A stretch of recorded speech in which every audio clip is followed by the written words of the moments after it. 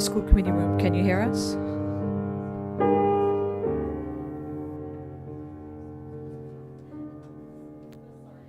We can see you, but we can't hear you. Can you hear us, Bella?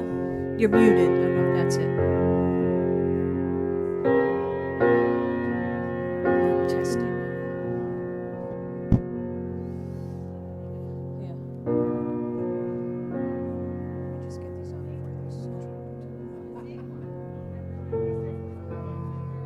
it's the bottom. I have powered them down to try to save that.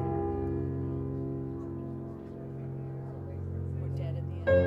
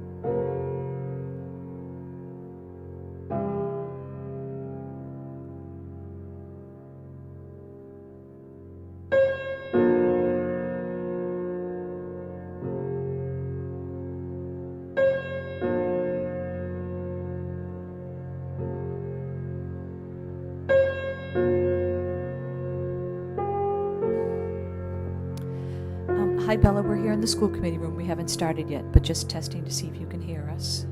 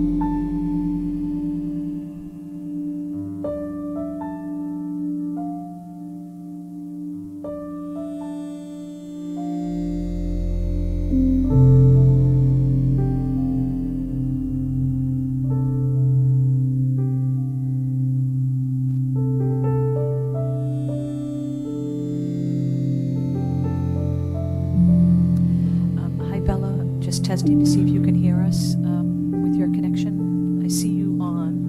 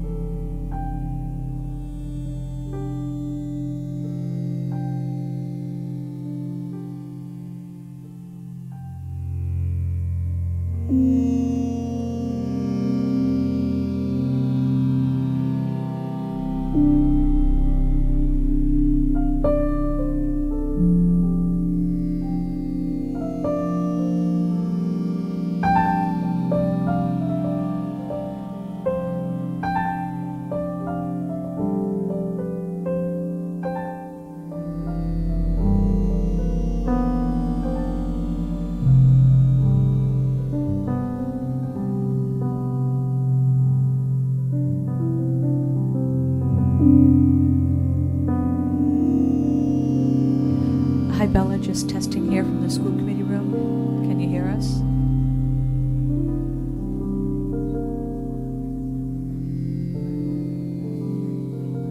You're muted and your camera's off. I don't know if you could change that.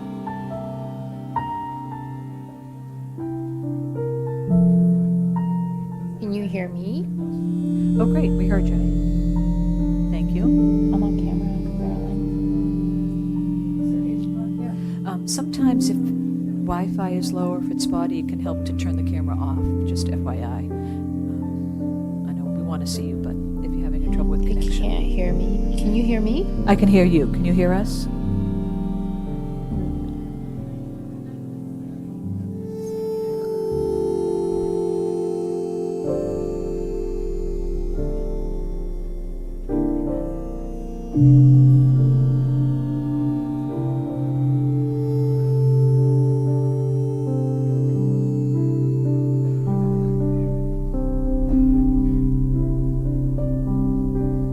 Marilyn?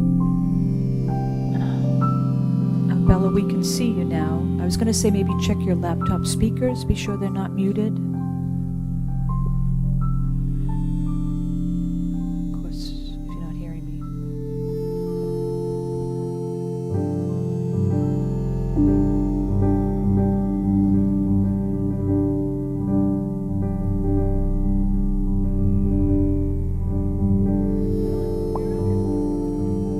She can. I did text her to say check her speaker.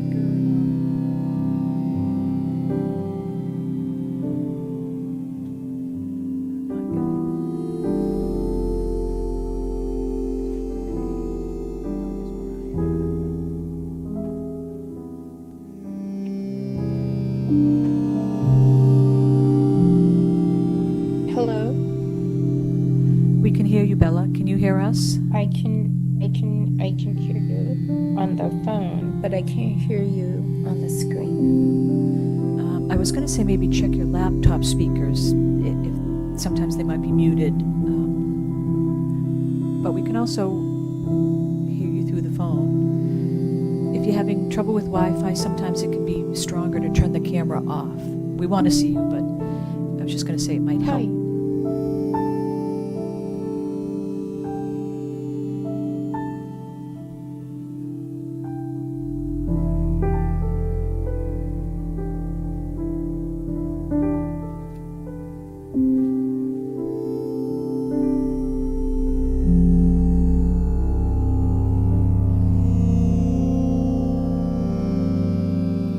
Hi, Mariah. Can you hear us?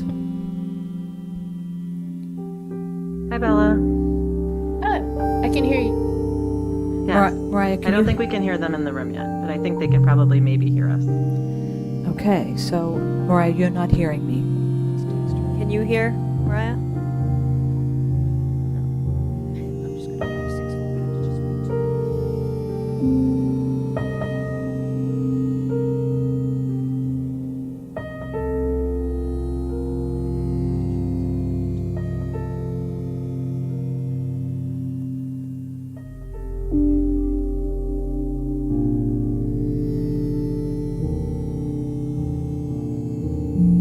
Hi. Mariah, can you hear us now? Yes. I can. Okay, sorry about Can that. you hear me? You can hear me okay. All right, we're not starting yet.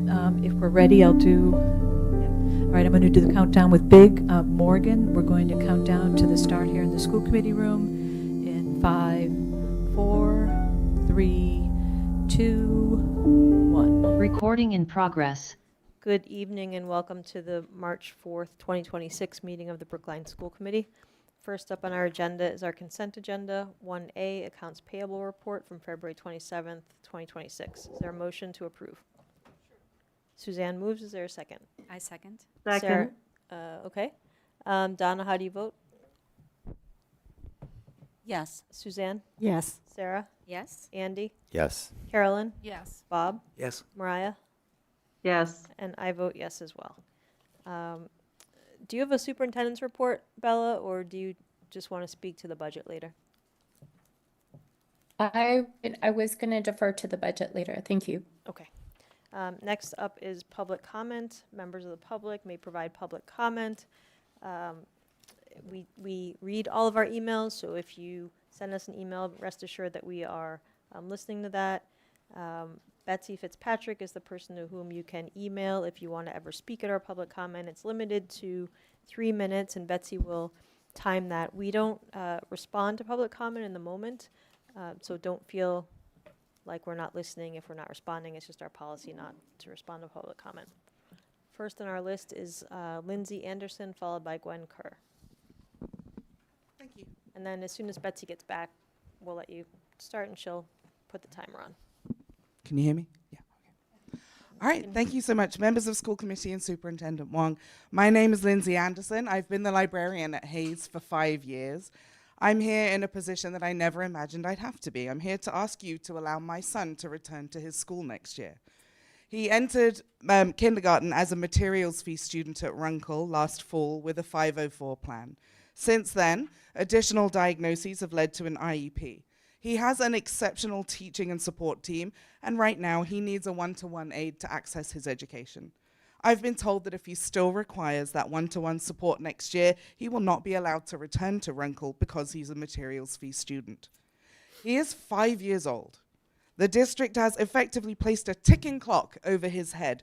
Overcome challenging parts of your disabilities by first grade, or you've got to go, because you cost us money. If he were not a materials fee student, this would not even be a conversation. While the materials fee agreement does allow the district to deny services involving additional personnel, specialized technology, or special programs, in the past this policy has not been consistently enforced. To strictly enforce it now ignores the harm caused by that inconsistency, and it raises serious questions. If this policy is enforced this year, what happens next year in another budget crisis? Will all materials fee students with IEPs and 504s have to leave? What happens when a child develops a disability after years in the district? Disabilities do not align with budget cycles. They emerge and evolve. Are we prepared to say that once a staff member's currently enrolled child is too complex or too expensive, they have to go? If my son's forced to leave, I may need to resign from a job and a school that I love because of lack of access to before and after school care in my home district. All because Brookline has now chosen to enforce a policy that it previously applied inconsistently.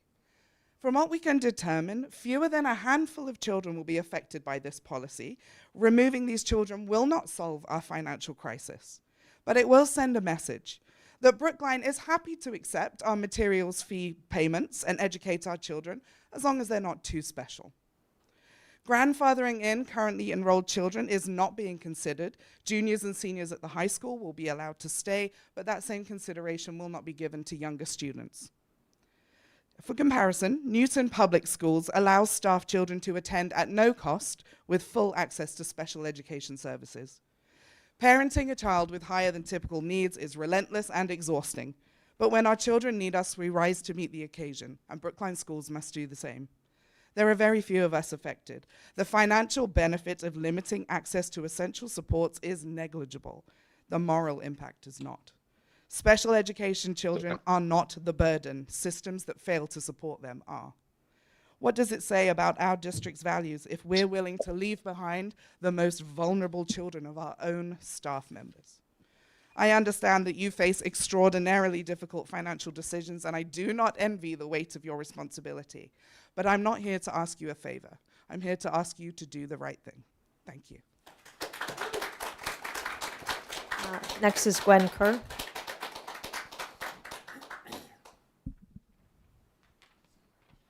Hello, my name is Gwen Kerr. I'm a Brookline resident, parent to a Hayes Rise student, and a 4th grade teacher at the Ruffin Ridley School on parental leave right now. I'm here to speak in support of materials fee students with special needs. It is my understanding from Lindsay Anderson that a few materials fee families have been informed their current students will not be allowed to participate in specific special education programs, including the RISE program. This is despite their IEP team's decision that these programs are necessary for them to access the general education curriculum. This concerns me deeply for many reasons, 3 of which I'd like to mention here. The first and foremost is equity. I would like to begin by quoting PSB's commitment to equity as part of its core values. Quote, "We are committed to eliminating barriers to educational achievement in our schools. To this end, we create policies and practices so that every student, regardless of race, ethnicity, nationality, religion, gender identity, sexual orientation, disability, or socioeconomic status, experiences a safe and welcoming environment in our schools and receives the resources and support they need to take the fullest advantage of the opportunities a Brookline education offers." It seems to me that if equity is truly a core value of PSB, then it should apply for every student who enrolls in the public school system, regardless of how they first gained enrollment.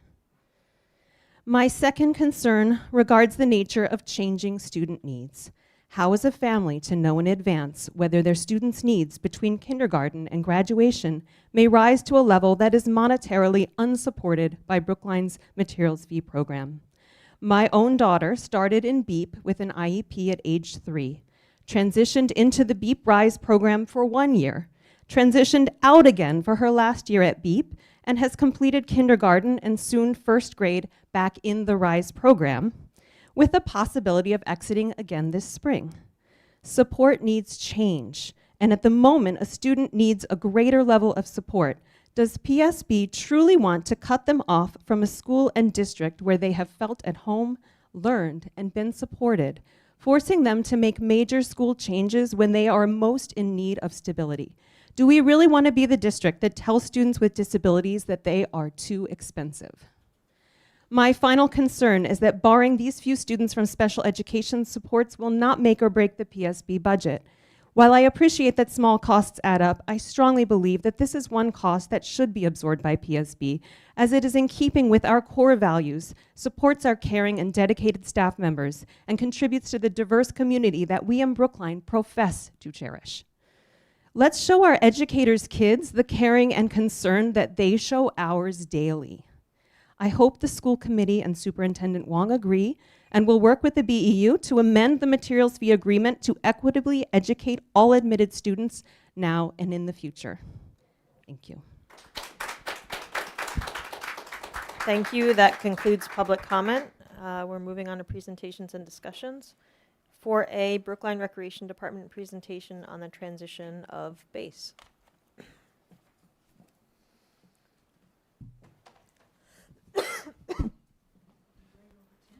Yes.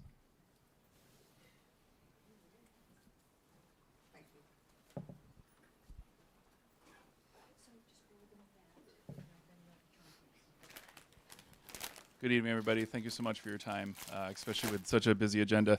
My name is Tim Davis, Recreation Director for the town of Brookline, and I'm joined here online by my team members, Aaron Friedman, our Assistant Recreation Director, as well as Meredith Force, our Recreation Leader, Rec Programmer for the Rec Department. I've asked to join tonight so that we can provide an update as it relates to the merger of Brookline Adult and Community Education, or BASE, as we all know it here, from the public schools of Brookline to the town of Brookline's Rec Department this past fiscal year. What I plan on doing here tonight is to run through a brief history of how we got to this moment, but more importantly, highlight the great successes that we are seeing with BASE and how the program has continued to rebuild and thrive in town. But before I get into it, I'd be remiss by first saying thank you. I think Aaron, Meredith, our entire department would agree that we believe a great deal of trust was put in the rec department to take over this program by this committee specifically, but also by our community to ensure that this program saw a way forward and that this legacy program continued. It's been a responsibility that we have taken very seriously, pouring all of our resources into making it successful. It's been a great challenge, I can say that, but one that we're thrilled to have taken on. Does this work? It does work. All right. So to begin, one thing I just want to point out is that Adult Ed and Brookline Rec have been lifelong partners. Through many years and many iterations of our department, BASE and Rec have operated as great partners, again, hand in hand with programming for our community while respecting each other's program focus. I believe I actually told this story before to this committee, but I feel like I need to reiterate it again. Over a decade ago, when I started my career in recreation, I first started with the town of Brookline as a programmer. And during that time, I was responsible for summer camps as well as other programs in town. And during that time, my experience with BASE hasn't changed. We were partners back then, as we are partners now. Aaron Friedman on this call tonight was a programmer prior to when I was a programmer here many, many years ago, and he himself worked with BASE through his programs, working hand in hand to complement each other with what we do at the Recreation Department. So I point that out because, again, this merger and this succession of BASE coming over to us just made sense in the end. But just again to run through and really to, I guess if anybody tuning in tonight has no idea why I'm standing here and has no idea why we're talking about this. Due to budget reductions, last fiscal year, BASE was unfortunately sunsetted through the school department. When we heard that, when Aaron and I heard that at our department, we quickly put up our hand in the form of an email to Mariah to express our interest in speaking with you all and seeing how there is a path forward for BASE to continue. As we know, BASE was a legacy program from the 1800s, and so the idea of seeing that go away was really hard for us. So we know that we had an opportunity and a commitment here to preserve and strengthen BASE through the Recreation Department. On a deeper level, when we evaluated and researched bringing BASE into the recreation side of the house and our family of programs, it really rounded out our goal that we always strive for of just full community enrichment. Brookline Rec is a home to an immense variety of programming opportunities that don't just span the traditional sports of a recreation department, but arts, education, and yes, further enrichment. Brookline Recreation begins its program cycle with toddlers and preschool age children through our education and childcare opportunities at the Sewell Early Ed Center. From there, programs extend through elementary out-of-school time activities, teen and adult offerings, and of course, our senior population. The addition of BASE coming into our offering really completes that life cycle of programming as we talk about it. The addition of BASE allows us to expand and celebrate our adult learners, something, again, that in many years and decades past, we've done in partnership with adult ed, but we respected the space of adult ed to really thrive in that space while we worked on ours. So again, bringing it in made sense and allowed us to continue what we became so familiar with.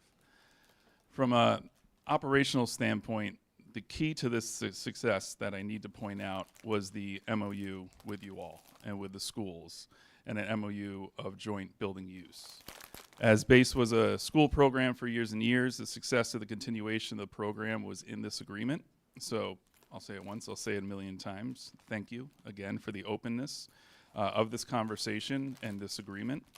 We are still obviously navigating, because we are only 6 to 7 months into this, still navigating the structure of these shared spaces and working closely with public school staff to resolve any issues as they come about, but the staff in general across the entire district has been welcoming and supportive as they understand what we're trying to do and the programs that we're trying to continue. Speaking of staff, I think this is where our next biggest success can be seen. As mentioned, Meredith is on the call tonight. Meredith was a school department employee and a past partner of the rec department. She was employed by the school department through Brookline Adult and Community Education. When the opportunity of BASE came up for our side of the house, we knew that we would need to bring on a new employee in-house, and Meredith was open and eager to see BASE continue with recreation due to her work that she has done for so long. Meredith has been really another key, if not the key, to success of this transition, bringing her institutional knowledge and leadership to our department to see this succeed. She's been tasked with taking a department that was once had 4 full-time employees and making it worth with just herself, just with 1 full-timer. And in doing so, she's doing it flawlessly while also supporting Brookline Rec in the bigger picture through other programs. But part of the staffing plan as well that we want to point out, and I think is again worth highlighting, is that through this transition we've been able to retain all the part-time instructional staff where programs have returned that were originally employed by the school department. Instructors who have been with BASE for decades were able to retain their employment under our umbrella and continue with the programs and with their students that they've been working for months, for years, and for some for decades. And then financially, BASE has integrated into the department's cost recovery model and is on a path very quickly to become self-supporting. Brookline's budget, for those who don't know, is in its entirety is currently 87% self-sufficient, and it's done so through raising money through fees. These fees cover part-time and full-time staff with benefits, as well as all of our operational needs as it relates to programming. When we took on BASE, we knew we were taking on, somewhat of an unfunded liability, but we took it on with the hope of recovery through our practices within a 3-year plan. But we're happy to report that we are now approaching this to become a reality by the end of year 2. So the success that we're seeing through what Meredith is doing and the buy-in from the community is making this move quicker than expected, but in the best way. But even more important that we like to point out is BASE has integrated into the department's financial aid policies, ensuring that finances are not a barrier to participation, not only for the youth that we see across our core programs, but now adults. So any adult who needs financial aid or financial assistance for any programs that they see, they can come to us so we can ensure that they are met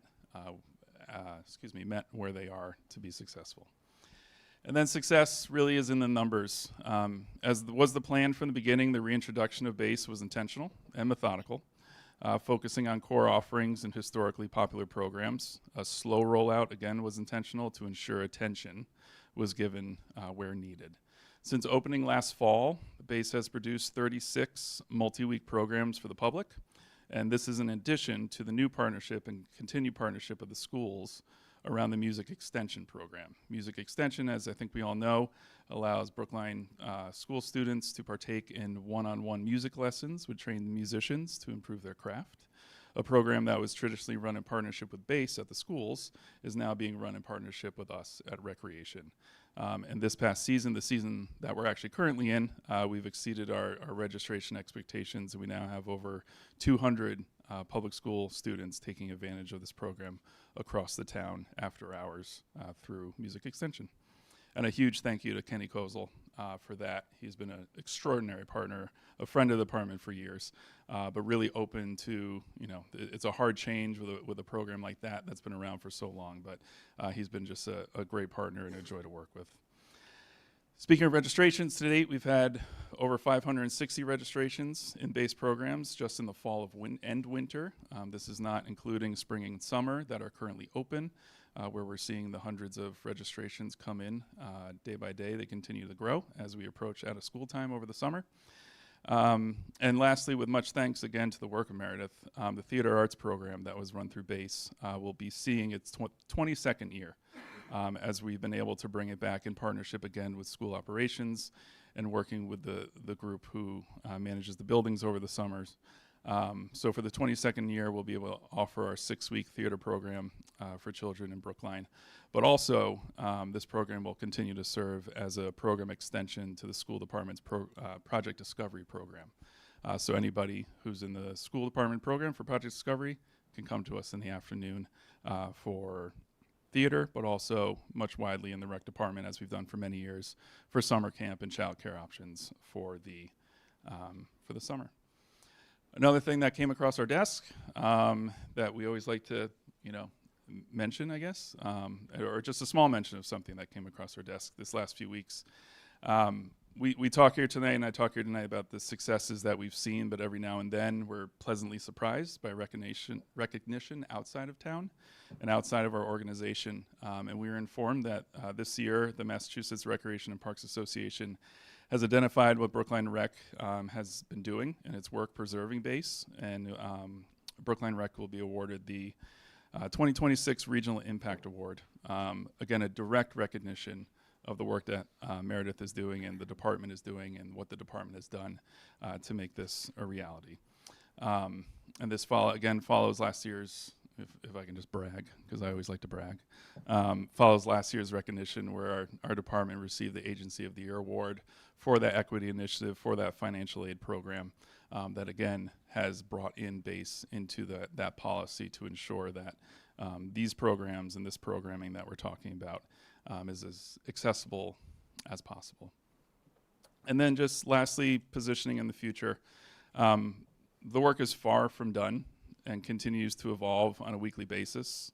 As we continue to grow, we will remain focused on centralizing our customer first framework, hearing from our customers, hearing from the residents on their needs and their wants, and working on their experiences as we continue to refine and invest in our online presence, our marketing efforts, and again, the accessibility of our offerings across the town. Our next phase of cultural programs are set to roll out with mentions of such as theater arts, our walking tours in town, historical tours and historical classes about Brookline, and language arts, just to name a few. And we also remain focused again on maintaining a sustainable model of self-sufficiency for years to come to ensure that these programs continue in the future. And last but not least, saving the best for last, continued collaboration with you all, with the public schools of Brookline. With the operations team, being hand in hand with them on a weekly basis has been an incredible experience. We know what we're doing right now is not perfect, and we work with operations again weekly to ensure that any issues that come up or any questions that arise, either both sides of the house, are taken care of. But this continues to be a success through the open communication that the school department has offered us and the partnership that your staff has ensured to, again, make sure that there's success on both sides. So that's all I had presentation-wise. But again, Erin is here, Meredith is here, I am here, and I'd like to, I guess, move it to questions if anybody has any. But again, a sincere thank you for the support over the last many months and seeing this through. And hopefully this is the first of many visits we have to you all to talk about the great work we're doing. But if you have any questions. Thanks, Byron? Tim. It's fantastic to hear that BASE has found such a welcoming home and a sustainable home. Questions from the committee? Sarah and then Mariah. So thank you for that. I love the opportunity to collaborate with you. And I think that it was really especially sort of shown through your example of Project Discovery, that there can be some academic classes in the morning and then the kids are in camp with you after that. And the reason why it's so important to me that you highlight that collaboration is because we all know that kids can kind of shine in many different situations. And so if a kid is with you and feels that confidence and that success, that will absolutely help them when they're with us in the classroom. So I just, I really liked the examples that you gave, and I just am excited for further collaboration. Thank you. Mariah? Tim, Erin, Meredith, I just want to say, first off, I'm so sorry I'm not there in person. We had car trouble at my house, and I'm coming right now.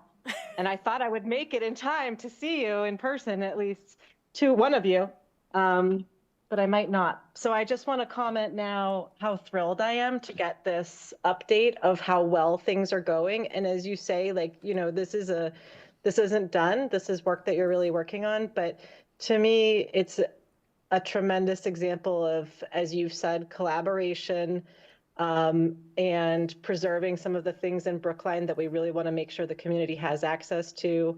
And I'm just thrilled to hear how well it's going so far. And I'm also committed to making sure we can, to the best of my ability, get the last little bits of documentation together to make sure that we're that everything is in place for your continued success. So thank you.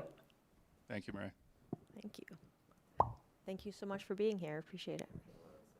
Oh, sorry, Carolyn. That was great. Thank you for the update. I really appreciated that update because I've known that this happened, and it happened kind of quickly, and we were getting updates on it here, but all the legwork was being done not exactly in this room, and then it was like done, and it's just really great to hear how successful it's been. Congratulations. And by the same token, Mariah, are you still there? She's driving in. She's probably in the elevator. No, I'm here. I'm leaving my driveway. I'm Okay. like 5 minutes away. But yes, what about me? I have to say, adjunct to what I just said, this happened last year during budget season. It was crazy. Mariah deserves a ton of credit, and I don't feel like I gave that to her at that time. Like you, and I feel like it probably came partly from you. You grew up here. So I saw that you had a real understanding of the importance of this program in Brookline. And then you like swooped in and you got it done, and that was great. And then all this, you know, the budget, and it was crazy. So I just want to kind of go back and really acknowledge that you really took this and you got this done. And here we are, not even a year later, and it's working great. So I'm just really impressed and grateful for that and admiring of that. Thank you. Bella? Thank you.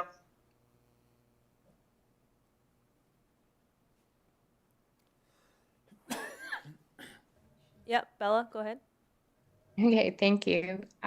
Tim, I'm sorry I'm not there personally to hear the report, and thank you to all of your team. I'm just really impressed. I think it's a great report, what you've been able to do to turn around and make it self-sustaining, because I think that's always the hope for programs like this. And I don't know, it's really great that you've been able to do it.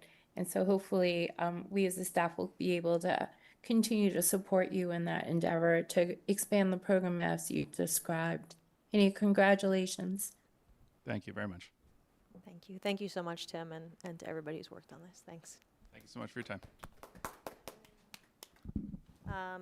Next on our very full agenda, we have the Office of Town Council presentation and discussion of campaign finance law requirements with respect to ballot questions. Is Jonathan online? Okay. Yes, I'm here. Can you hear me? Hi, Jonathan. Floor is Hi yours. there. Thank you. If someone could please put my slides up on the board. Yep, Betsy's doing that for you right now.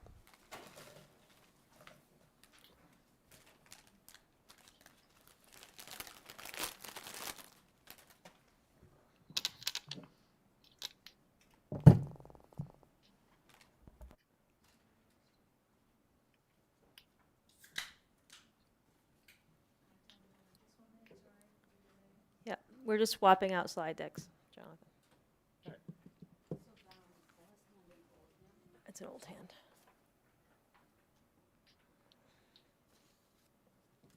It seems to just be stuck there.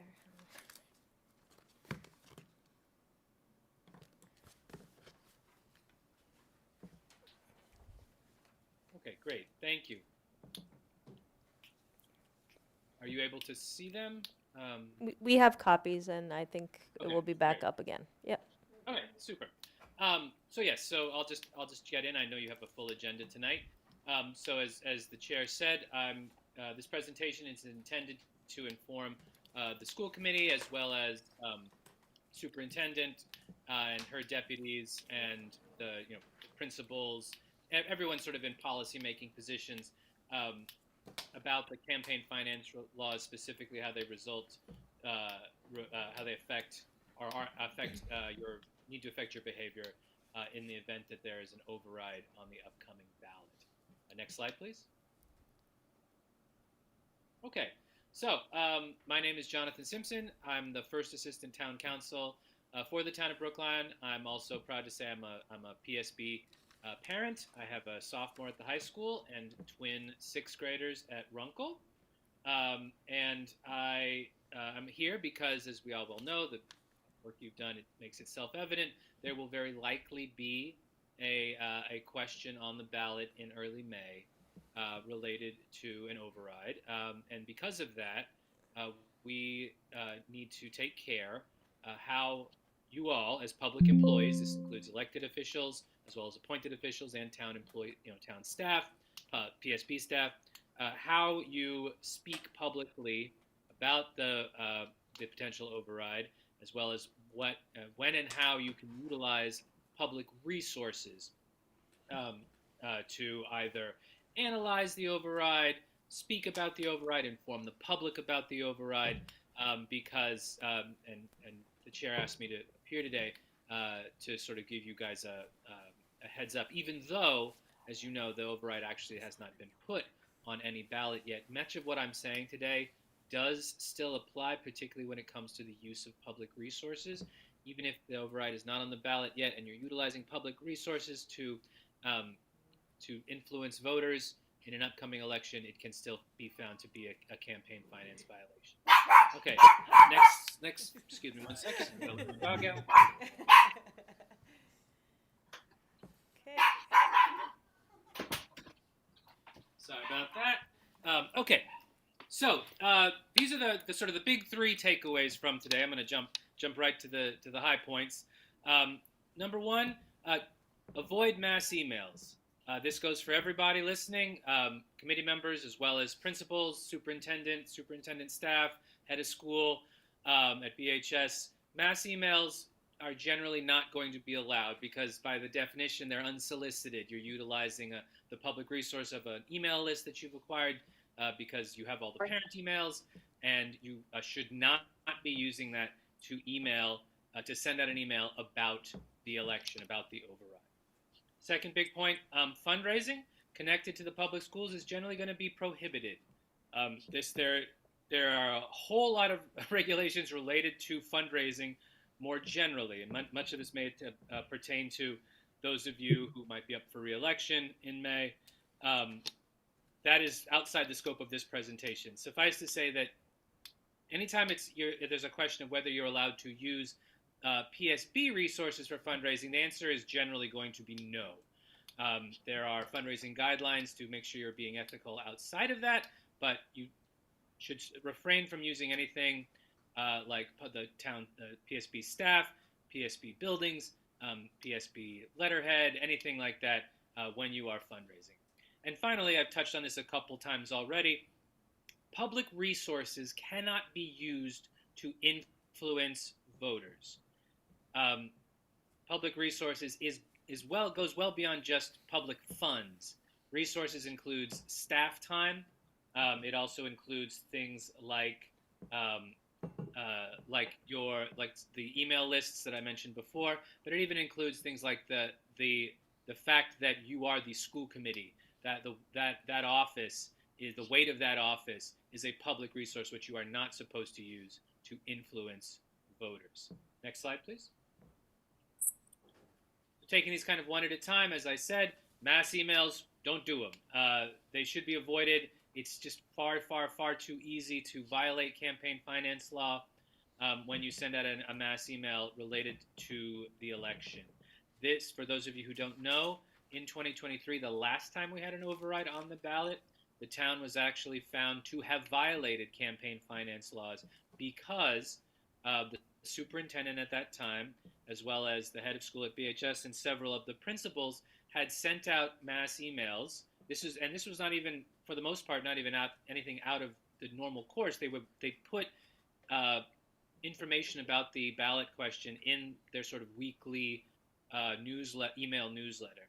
That was found to be a campaign finance violation, even though, by and large, the information that was being disseminated was informational. It was not your classic, vote yes on to sort of thing, although some of it was. A lot of it was simply, if the override does not pass, this is what will happen. But even that informational email, because it was an unsolicited mass email to all the parents, or to all the parents of a particular school, that was found to be a campaign finance violation. Jonathan, can I stop and ask a question? Sure. Yeah, So- sure. It's sort of on this informational piece. So to the extent we're asked by parent groups or other school communities to come and speak to them about the budget, a failed override, are you saying that if that occurs in a school building, that's also improper? Or what are the guardrails? What are sort of the guardrails around that? Sure. So there's a later slide about the use of public spaces. But to just jump ahead to the, if someone asks you to come in, you can certainly discuss the override. For example, here you're in town hall, and you're using public resources to do it. That's fine. If, for example, the yes on to committee asks you to come and speak to them, you can do that as well. If they're asking you to come to speak to them or asking you for information, that's fine. If they asked you to have an event for them in Lawrence School's cafeteria, that would potentially be an issue because you need to provide, but only if you didn't provide equal access to the other side. That would not necessarily mean you required that they attend or made them have an event, but you have to at least extend them the opportunity to hold an event there as well. By and large, I would definitely encourage any parent groups out there, or any yes on to or no on to, or whatever groups out there, to avoid holding their events in town buildings, because you do run the risk of sort of crossing a line that might otherwise be obscured. I would recommend just having them somewhere outside of a school facility, so there's no question that you're using a public resource there. But to the original question, yes, if someone is asking you for information, you absolutely should feel empowered to speak on these issues, and this is regardless of whether you are an elected official or a superintendent, principal, something like that. As long as you have a policy-making role with respect to this, you can answer questions about it. You can do that even during, to the extent you're an employee, you can even do that during your working hours, as long as it's within your purview. But I will speak a little bit more on that a little bit later. But to finish on this slide, this is just basically the no mass emails. We've learned our lesson. We're not going to send any mass emails. So next slide, please. So again, fundraising is not allowed. This is one of the reasons why you want to avoid having, for example, a campaign event like all of us on Yes on 2 are going to go to the school cafeteria and have the school committee chair talk to us. This is one of the big reasons why you want to avoid it, because you don't want to be implied that the fundraising that might well naturally occur at that meeting, we need to get some money together to send out our mailing. You can't do that in a school. That's prohibited. In addition, you cannot, if you're a public employee, you cannot be fundraising politically during your time at work. You can't be, if you're the superintendent, you can't be spending time during your work day raising money to support the open. So again, public fundraising, a lot of laws about that are outside of this scope of this presentation, but suffice to say, use of public resources, money, staff time, public spaces, you should avoid it when it comes to fundraising. Next slide, please. Bob has his hand up. And then, someone has their hand up? I'm sorry. Yeah, a couple of questions. Are we allowed to contribute to Yes for Brookline as individuals? Oh, certainly, Okay. yes. So that's sort of one of my later slides is Okay. you should feel perfectly empowered to act in your private capacity, which can include donating to whatever campaign you want to. So yes, I would. Second question, are we allowed to serve on Yes for Brookline committee, on the campaign committee? So there's a distinction here between you as a school committee member and someone like the superintendent or a public employee. School committee members are allowed to serve on those types of committees. However, when doing so, you should not be representing that you speak for the school committee. You can serve, and you can serve in an individual capacity, and you can even serve as represent yourself as a school committee member. But you cannot act as though the school committee is backing you 100% in your role. Okay, thank you. As Sorry, we said, I have a question too. Sure. Is it okay to ask questions as you're going? That's fine. Yes. Okay. Yeah. It's going to be easier because they're popping into my head. Just going back to the political fundraising by public employees. That's what it says here. And then when you were talking, it sounded like maybe you were saying, like, during school hours. So I'm thinking about, like, teachers who are going to have an interest in political stuff that's going on. So can you just maybe explain again what are the limitations? Like, if a teacher is involved in a campaign and they're doing stuff like not on school time, can they be saying, using their role, their title? And like, what if parents, just talking about stuff in Sure, schools during school time? Just a little more on that, if you don't mind. Yeah, sure. Dana Perry actually asked to get some time with me later in this week to get a little deeper into these issues. That they're a little outside of what I'm speaking to here, but I will try to address it really quickly. If you are a employee, if you're a teacher, like you just gave the example of, you should absolutely not be engaging in any, fundraising or speaking about the override during your workday. A teacher does not have any role in policy making, so a teacher should not, at any point during their workday, be talking about the election. And then even in their off time, to the extent they want to, as a private citizen, engage in political activity, donate money, serve on a committee, that sort of thing. They should not be using their office the weight of their office as a teacher to influence voters in any way. So it makes it challenging, but as you can imagine, if a teacher is, for example, using the email addresses in her outside of the workday, but using the fact that she has, emails of all the parents in her class to send out an email saying how passionate she is about the override passing, that would represent a campaign finance violation.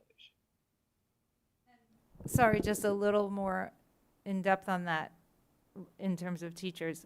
Outside of school time, like should teachers, if they're fundraising or participating in political activities, avoid saying like, I'm Carolyn Thallen, I'm a teacher at Yes. the Baker School. Don't say Absolutely. I'm a teacher at.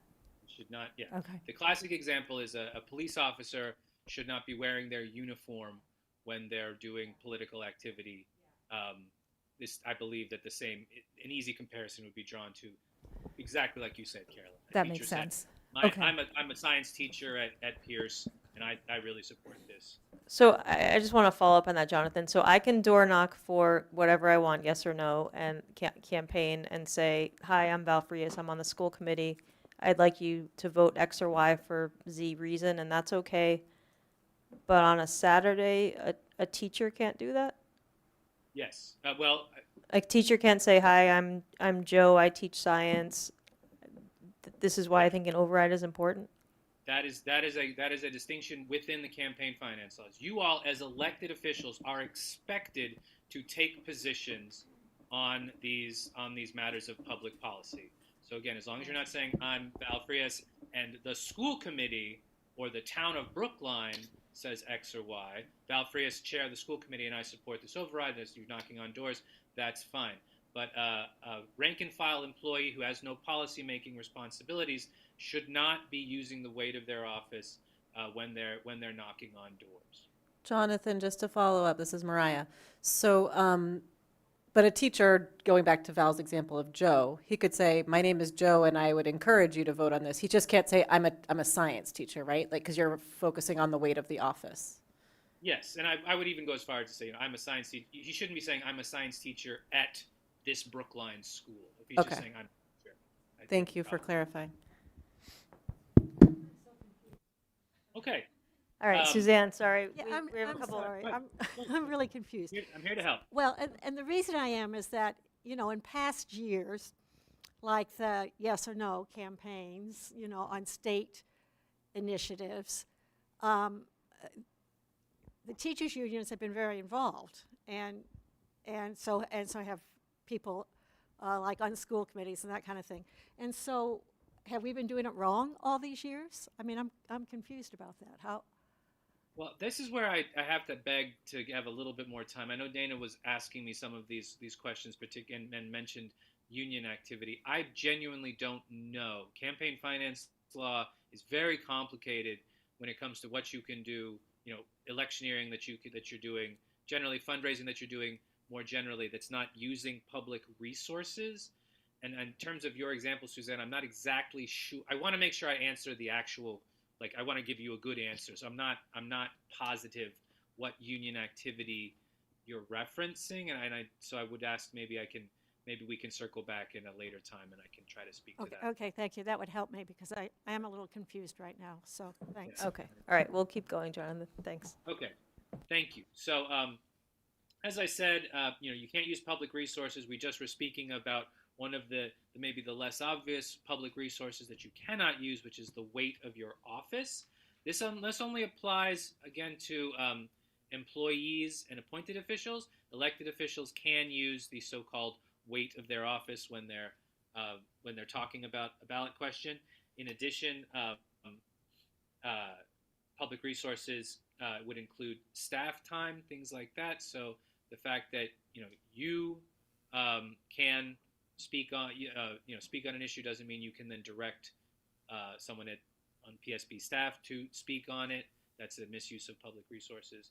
And then the big one that's pertinent to us because of what happened in 2023 is you need to be very careful not to utilize things that you only have access to because PSB has them, which a big one here being the email addresses of all of the parents. A very easy way to it stands to reason. It's a very easy way. You have a very easy way to contact a block of voters who have a vested interest in the schools, but you only have those email addresses because they're a public resource and you work for the public, so you are not allowed to. Am I remembering correctly on that example that if they had been directed to a newsletter or something, that website, that it would have been okay?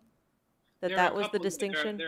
There's some nuance there that I'm gonna get to, but yes, there are some ways that information can be disseminated that are relatively straightforward, but do not involve the use of public resources that violates the campaign finance laws. If you want to actually go to the next slide, I will. The next slide talks a little bit about communications. So a big thing you are allowed to do is to communicate about the ballot questions, as long as you do so in the appropriate forum. Where we are now, absolutely an appropriate forum. You can talk about the ballot questions in a school committee meeting. You can bring materials for distribution at a public meeting. That's all fine. You can the production of those materials by, say, the superintendent is within her responsibilities and is a legitimate use of public resources. Similarly, you can utilize the town website to post materials. They consider it sort of like a modern day bulletin board. You can post materials on the website related to the override, informational materials. You should not be using the town website to influence voters, for example, saying, vote yes on 2, but you can certainly put up, this is what will happen if the override passes, this is what will happen if it doesn't pass, that sort of thing. Which is often the bulk of what I believe was they wanted to share in 2023 was, again, was sort of what they believed was informational, but it was nonetheless a campaign finance violation. This public resources can also include things like our social media accounts. So be very careful directing staff to push anything out on those that would be considered influencing voters. Again, those are it could be seen as a campaign finance violation because the town's accounts are again public resources. Okay, if you can go to the next slide, please. Sorry, can I ask a quick question? Sure. It's Carolyn. So this is coming back to me now, and and from what you're saying too, so a lot hinges on the notion of like unsolicited, where if somebody comes to a school committee, they're seeking out the information. So totally makes sense. Website is fine. I'm going to guess though that means the superintendent would want to refrain from, I don't know, can she say you can find information in her newsletter? Can she refer people to a website, or would that be sort of walking too close to the line? Does that make sense? Do you want people to leave it so if people want to seek it out? A simple link in the website that said in her newsletter that said, for information about the override, please click here, is fine. Again, you're not making someone click it, of course. They have to essentially opt in to clicking it, but you should make sure that what that link takes you to is not yes on 2, is not something that is trying to influence the voter, but she can link to the town website because it's informational. She could do that in her newsletter, yes. Yeah, going back to social media presence, most of us have some presence on social media. In terms of interactions on social media, for example, I'm on a variety of WhatsApp groups, whatever, and someone asked a question or made a comment, I'm free to be myself on social media, right? I can, obviously, I have a perspective, and people know that I'm on the school committee, but Yes. there's no restrictions on that, right? No, and especially because you're an elected official, because then you don't have to worry about time. You don't have a work day that you're trying to steer clear of, so you don't have to worry about time. You don't have to worry about subject matter because as elected officials, you are free to speak on any election issue. There is no sort of purview that you have to worry about. And you can say that, you can of course represent yourself as that you are a school committee member. Everybody knows that they elected you. So yes, you can feel free to utilize your personal media accounts as you would to discuss the ballot questions. Yes. And this actually leads me nicely into the next slide, which is Before you go on, can I just interrupt you one more time? Sure, So like, because we had the focus on mass emails earlier, but us as private parties can use our private email addresses to communicate whatever we want to like whoever we feel like, right? I could send a mass email out from my personal email account, not to like some sort of email addresses that I've collected through my PSB role, but just like friends and neighbors. I can talk to them. Yeah, you can Yes. utilize your own contact list. Absolutely. Yeah. Yes. Okay. Thank you. That's there's no issue there. There's no public resource being utilized there. I mean, I don't. I can't. Mariah, you just said that you weren't. I'm assuming that again, like that email list, your contacts aren't harvested from something you did as a school committee member. You just said it wouldn't, so I would tell you that was fine. Thank you. And as Bob was just saying, as a private citizen, you can and should, stay active. But because those of you who are elected officials who are listening, don't even worry about that sort of.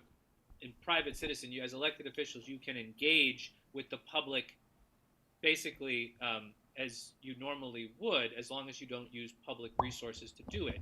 But for those of you who are not elected officials that might be listening, Superintendent Wong and her deputies, the principals, you should make sure to engage in political activity during your off hours. You should always take care if you're. But to be clear, as school committee members, like sending from my private email address is fine. Sending from my PSBMA address is not fine, right? Like that's the distinction here for the school committee members. The school committee members. The bigger issue is where you're getting the email addresses from. I mean, the fact you have a PSB email address because you're on the school committee. Everyone knows you're on the school committee. The fact that you're using that email address is not, I do not believe, would represent it's a de minimis Interesting. campaign Okay. finance, Thank you. violation at all. Jesse, I saw your hand up. Yeah, to follow up, thank you. To follow up on that, Jonathan, because people, even in social media, represent themselves sort of as an individual, but actually everybody knows they're a public school elected official.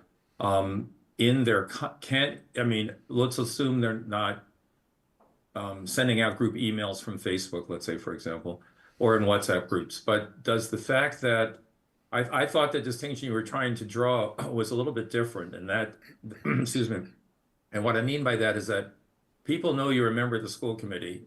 Being on a WhatsApp group as a school committee member doesn't disidentify you from being a school committee member. So the issue I thought you were talking about was if a school committee member who's utilizing their Facebook, Instagram, or social media through email, but using their private email address, their personal one, were to in any way represent in any remark a sense they had of the whole school committee, a speaking on behalf of the school committee, even though they're in private or they're on Facebook or whatever, that would be something you said would not be appropriate.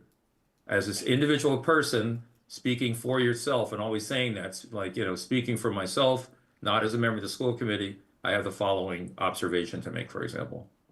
Yes, to the extent it makes sense, you can speak even as in your WhatsApp group as, Jesse Hefter, school committee member, I'm saying X. What you can't do is like you said, you can't say I'm speaking on behalf of the entire school committee. Okay, thank you for the clarification. And I also thought what you were talking about, Jonathan, were the public schools of Brookline social media accounts, using those for advocacy, right? It wasn't our Yes, private social that's media. that's a public resource. If you have your Right. own Instagram account, if you're on your, Right. you know, like, and I do, and the slight tweak there is that, as was brought up, I believe that to the extent you're using your PSBMA email accounts, I that has been ruled not to be, like, as long as that's all that it is, that's fine. Everyone knows your school committee members and all school committee Thank you. members. Donna? Thank you so much, Jonathan. So if we're using our private email address to send out emails on behalf of the override campaign, should we also make sure we're not sending it to psbma.org addresses? Like, we should make sure that educators and staff are not part of that? That's actually a really, really good question. And I think that is probably something you should take care to do. Because while I did note that all of you have PSBMA email addresses that you likely know each other's, you email each other, the fact that you might know a bunch of teachers' PSBMA email accounts is likely only because you have access to it through the town. That those email addresses are likely themselves a public resource. Now, there could be exceptions to that. If you're getting, an email every couple days from someone's PSBMA account who's a teacher, you can respond to it. But I would, like you said, Donna, if you're sending out a big email, even if it's from your private account, and you look at that list of emails that you're sending it to, and there's all the teachers from Lincoln and all the teachers from Runkle, I would take a step back and be like, how exactly did I get all these email addresses? That's quite a Rolodex, So I would refrain from anything where you're sending them to a whole bunch of PSBMA accounts. Right. I mean, the other part was, until we have more clarity on what educators or staff can do during their, I'm not clear on whether, what they can do even on their non-work time. If they receive an email from me, just me privately, from my Donna Perry, well, actually, I'm not going to say my private email address. I'm big. But then they might forward that to a group of people and say, Donna's on the school committee, and okay, doesn't matter. I'll just take those out. Thank you. Okay. Superintendent Wong? I think her hand has been up from earlier. I'm not. No. Is that a new hand? I had Okay. Yes. Thank you. So I often write two different large bodies in what could be considered a mass email to all staff, and then the other body of people would be our families. I have always liked my communication to both bodies to be consistent, as a way of building trust that everyone's getting the same information. So we are crossing into a different territory where I always want to keep the staff informed if there are going to be communications made publicly that could impact their potential livelihood, just as a matter of just, courtesy. So when we presented the proposed budget, there were reductions in the proposed budget, so that will happen. Those reductions will happen. So I always felt it was important for staff to know, but also all staff to know, that those kinds of things were going to be made public. Where I say we're crossing over into a different area is now there's identified gaps, and the conversation around alternate funding is very apparent.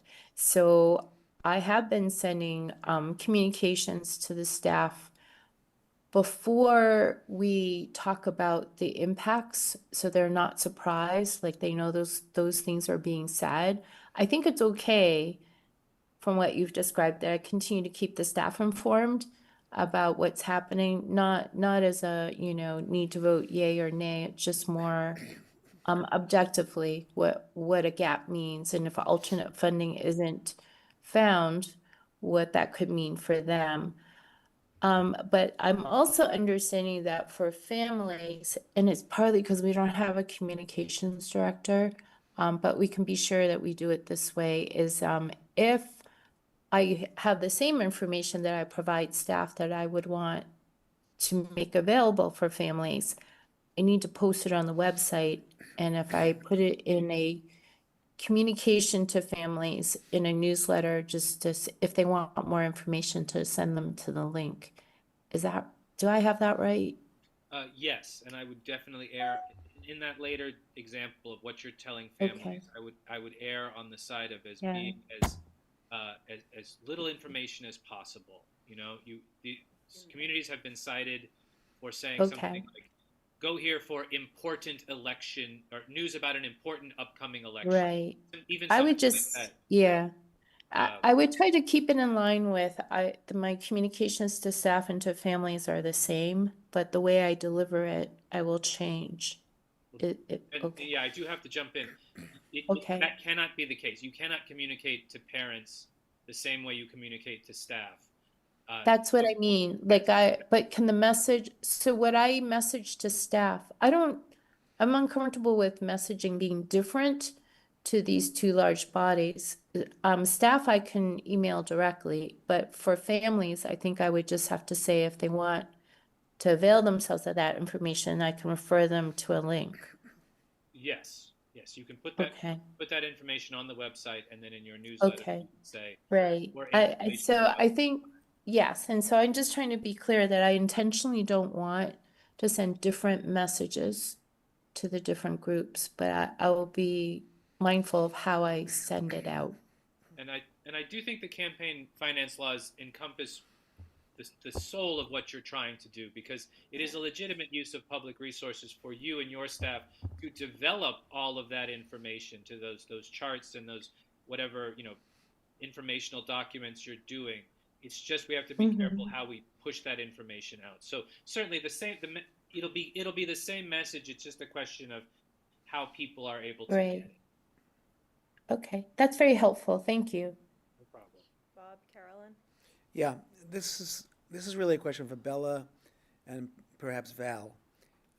There's 9 of us here, and we have the freedom to communicate through our social media, through our personal communications to people. So my question is, how much responsibility do we have, assuming we're going to have an override campaign, how much responsibility do we have to each other to communicate what we think is helpful for the campaign? In other words, what if a message that, say, I send out on my social media is controversial or sort of violates the spirit of what we're trying to communicate? In other words, we have the freedom to communicate, but how much responsibility do we have as a team to sort of, stay on the same page? So I'll take this from Bella because I think you're actually Thank you. prohibited from doing I this think- one. Yes, I think so. To the extent we all sing the same song or similar song, I think that's great. But we can't be obligated to do that. I think that's what Jonathan's saying to us. Whether we're yay or nay is up to each of us. The shared information that I think we all have or will have are the budget updates that we get from staff and like we're going to look at shortly, the failed override scenarios. I think that for me, I'll speak for me.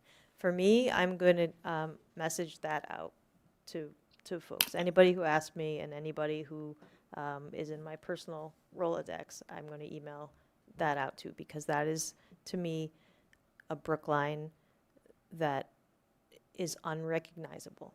It's not I don't even know if we could operate a high school or get certified, right? So those are going to be my personal messages, but I can't obligate 8 other people, one, to support my position on a possible override at all, or to sing from the same songbook. But for those who I think end up on one side or the other, we will have a shared body of information, and I would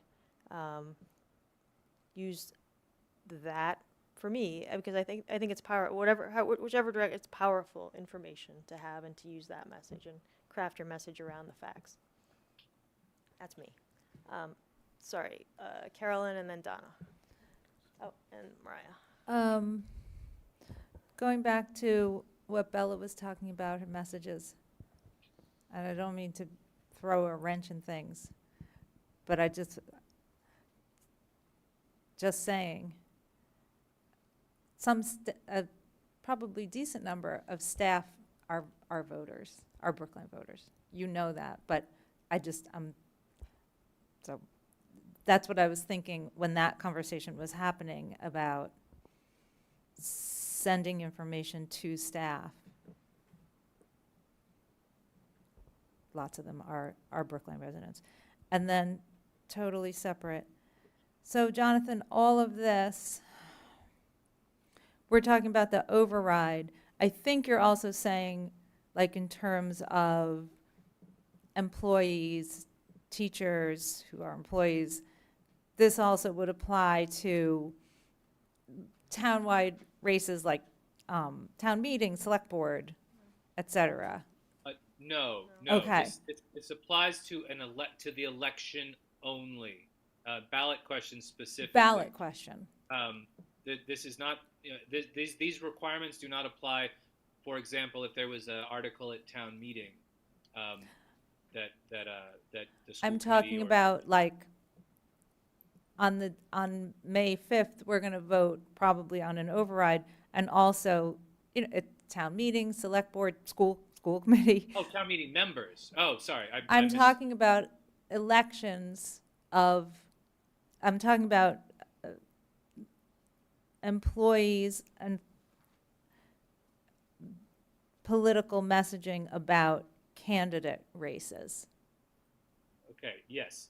I'm glad you brought that up, because that is an area where there is the chair asked me to talk not just to school committee members, but like I said, also to the superintendent, her deputies and principals, etc. A lot of what we've talked to up to this point, all of those people can talk about, but because the appointed officials and employees had a policy-making role where the ballot question, information about the ballot question fell within their purview. It is not within the purview of a principal, a superintendent, to speak on who should be the next school committee member. That is outside of her job responsibilities. But when we're saying employees, I'm also thinking about like the 1,000 people who work in our schools, teachers. So does that mean teachers shouldn't be engaging in campaign activity for candidate races? On their private time, Yep. they can. As private citizens, they can, but Yep. they cannot be doing so during their work time. Or what about using their identifier? No, they should not be using the weight of their office to advocate to say vote person X instead of person Y. Okay, thank you. Donna. And then Mariah. I wanted to ask, I think Bob's question made me think of this. So if we were at a Yes for Brookline campaign event and there was 5 of us, that would be okay, right? No, that would be As per private, what? It would be an open meeting law violation. But Jonathan, we can be there. We just can't talk about school committee business. It's not like I have to run away from them if I see them in public places. No, Yeah. no, but you have to admit, these are 5 people who know a lot, who are not afraid to speak their minds. I think you would be run a real risk of deliberating inadvertently if you all got together at a Yes on 2 meeting. But no, I mean, absolutely not. No, you're absolutely right. There is no requirement that you never share the same oxygen, So but the answer is, so we should be. We shouldn't talk to each other. We should talk to other people. Okay, I think. got it. Right? Is that right, Jonathan? We should talk to other people. Yeah, and don't be cute with it. Like, talk to have some intermediary that's having a whole conversation on your behalf or something. But yeah, so I think if you just attend and listen, absolutely. Okay, thank you. Jonathan, when does a campaign begin? Like, do these rules kick in a minute after the select board votes? Are we in a campaign now? What is the formal beginning of a campaign? The formal beginning is when they place the question on the ballot, which has not happened yet. Okay. However, you can still violate campaign finance laws if you start using public resources in advance of that. So generally, for example, I'm counseling everyone I speak to, town side, school side, to be conservative, because we know that this is very likely. But you are right to call out that's the starting gun. Is when that actually goes on the ballot. That's when we really have to. Okay, thank you. Anybody else, or can we? Okay, Donna, and then we'll. Oh, actually, I'll hold. Go Okay, ahead. go ahead. Sorry, Jonathan. Go to your next slide. Okay. Yeah, I can blaze through the last couple pretty quick because I've spoken to most of them. If you can go to the next one, please. I think next slide. Yep.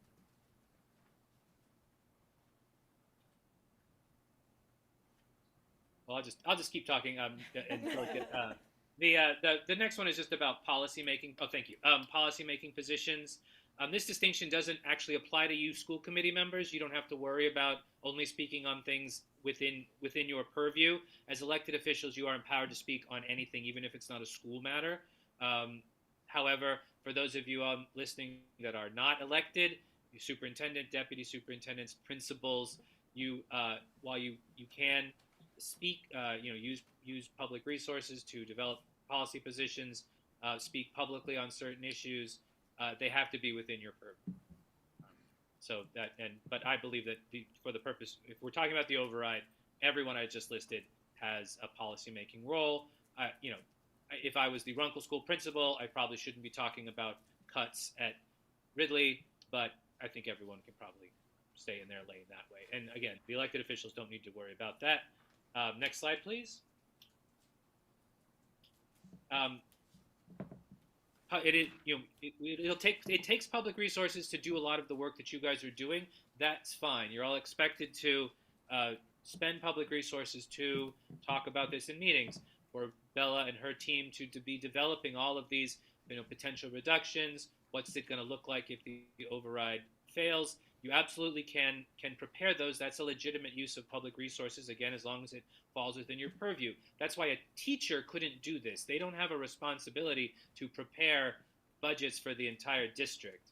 But, Bella, her deputy superintendents, they can all definitely do this. Principals can certainly work on this during their time at work with respect to their school. Sharing these analysis is also fine, as long as it's a solicited sharing. If someone asks you for your materials, you can give it to them. Similarly, if they take pains to attend a meeting or go to the website, they can look at those materials. And I did want to call out something that is used in many communities and has been said, and the OCPF, Office of Campaign and Political Finance, has said is fine. A PTO, if it's not affiliated with the school, not formally affiliated with the school, the members are not public employees, a PTO can ask the superintendent's office for her override information, take that information, and then send it to their own lists, as long as those lists were not given to them by the schools. Those lists themselves aren't public resources. I have some personal experience with this. I'm a room parent at Runkle, and we take great pains I build my list of emails that the Runkle PTO, which I'm helping, use. I build that list myself. I talk to the other parents.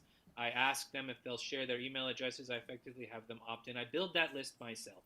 It's like using your own contact list, like we've already discussed. But I bring this up with some specificity because it's a very logical way to get information out to the community. And as Superintendent Wong was emphasizing, she does want to make sure that these messages are consistent. The PTOs are a good way to do that.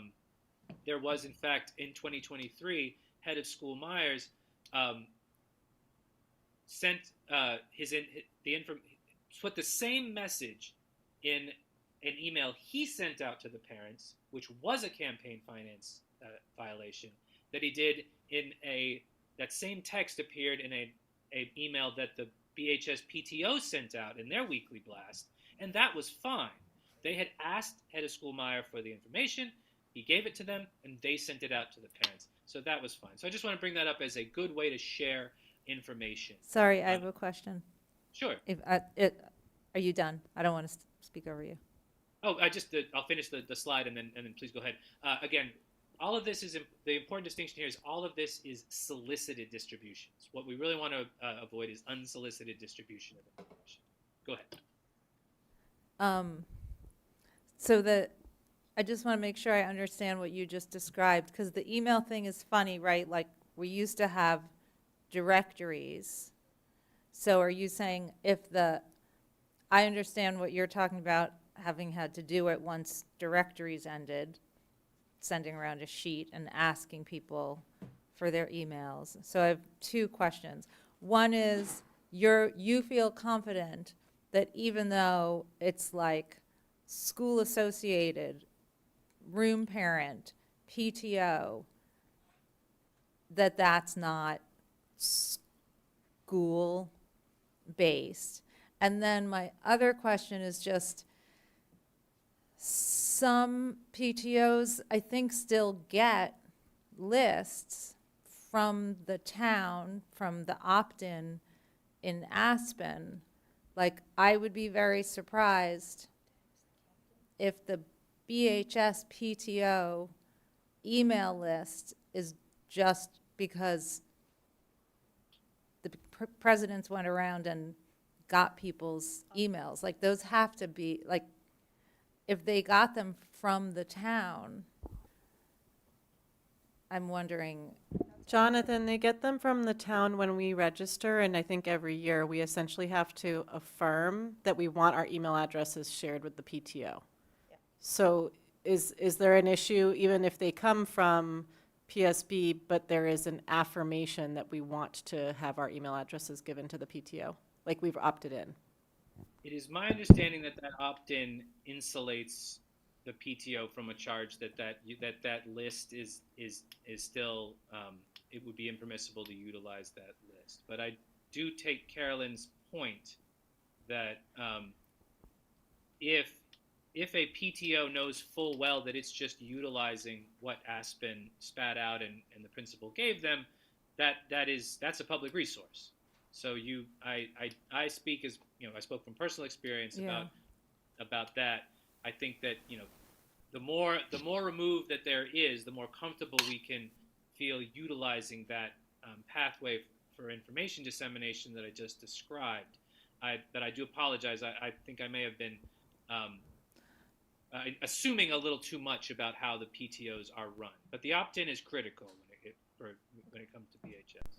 But just to be clear, because I just want to make sure that if there's PTOs listening or anyone listening, if some of their list membership is generated from the opt-in, are they allowed to send to their lists? Or is this something you might want to come back and clarify afterwards because you're not sure right now? Let me circle back on this. I believe the answer is yes, but I do want a chance to double check that. Okay, because I just think this is something that the audience will want clarity on, so.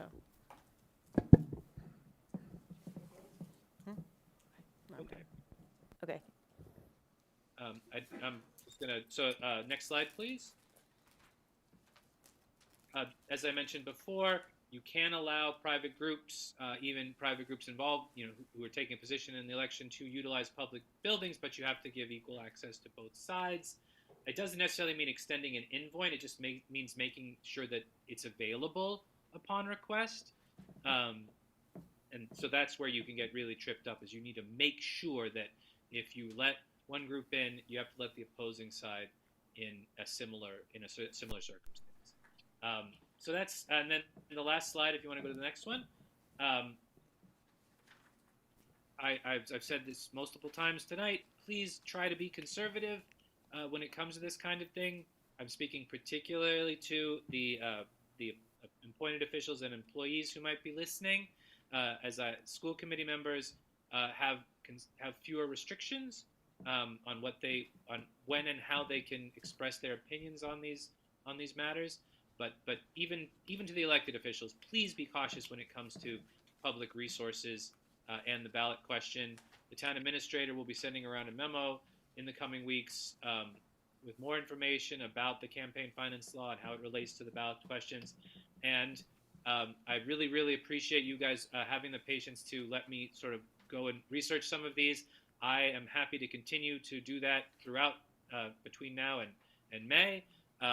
So please don't hesitate to reach out to our office if you ever have a compliance question, and we will do our best to get you a quick answer. Thank you, Jonathan. Donna, I think, has one more question. Well, I just wanted to say thank you again, and also make sure that I understand. Are you going to circle back to us on how our PSB educators and staff, if they want to use their private time to campaign for the override, whether they can do that? Is that how we left it? They can do that. Oh, I thought he said he wasn't sure, and he was okay. They can do that, but there are some restrictions that I want to make sure I get very clear. For example, you can run afoul of the conflict of interest law if you're, for example, getting paid to work on a committee while also working for the schools. You also are not supposed to be acting as the agent of the committee if it's working in the town where your job is. But you can definitely serve on the committee. So there's some nuance here. That's what I wanted to kind of come back at. And Donna, if maybe you and I could plan to talk, and you can give me your exact, if there's particular questions. So I just want to make sure I'm addressing. I don't want to make sort of a broad sweeping statement here, like yes or no, and then the devil's in the details. Yeah, so the high level is it just can't happen during school time or using school resources. Yes, that's the hard and fast. Okay, thank you so much. And if there is a further document, Jonathan, that you can circulate to Betsy, she can then share it out, and Superintendent Wong can share it with staff if there's anything more specific for staff that they should know. Sure thing, yes. Okay. Thank you so much for being here. Thank you, guys. Great to see you all. Good luck with everything. Thank you. Thank you, Jonathan. I can't believe your kids are sophomores in high school. That's crazy. It's pretty crazy. Don't remind me that she's 2 years away from leaving the house entirely. Don't knock it. Thanks, Jonathan. So we're moving into really heavy subjects, the FY27 proposed budget and the failed override budget scenarios. I know that everybody on the committee received slides this afternoon that are stark, to say the least. They are austere, they are programmatic, they are staff reductions that I think nobody here would want to see. So I just want to take a second to say that for any community members, staff members who are watching, to know that we take this very seriously, and we know that it's a classroom, it's your students' experience, it's your livelihood. So I just want to say that as we embark on items 4C and 4D this evening, and I will turn it over to Superintendent Wong. Thank you. Thank you for that. I also want to apologize that I'm not with you in person. Many of you know, prior to accepting the position in Brookline, I had made plans to be away for these 2 weeks. And so I'm, thank goodness, through the internet, able to present on behalf of the district on this topic, as the chair has described. Betsy's going to pull the slides for me, and while she's doing that, I was just going to do a little review preface. In mid-November, the school administration put forth a projected budget for FY27. At that time, we were looking at an increase of $12.8 million. As of February 26th, the last school committee meeting, we were able to revise that projected increase to the budget to $7.1 million. So a reduction of over $5.5 million. And how did we do that? We looked through the lines, we corrected for enrollment in both general ed and special ed. We reorganized our teams to reclaim critical functions and/or reduce further. So both and came out of that reorganization. Initially, we were hoping to project a budget that we said was absolutely level service. I think the projected budget still is very strong level service, but somewhat less than a true level service. We've not been able to restore a second senior director in OTL. We really think that that department needs that. We have not been able to restore a communications function. And clearly there's been a lot of discussion about the decision to reduce our ETS staff in the K through 8s from 8 to 4. We've also eliminated an administrator at the high school and some of our +1 assignments at the high school, which compromises some of our MTSS work, supporting students who might be struggling to meet benchmark that aren't necessarily on an IUP or don't otherwise qualify for specialized service.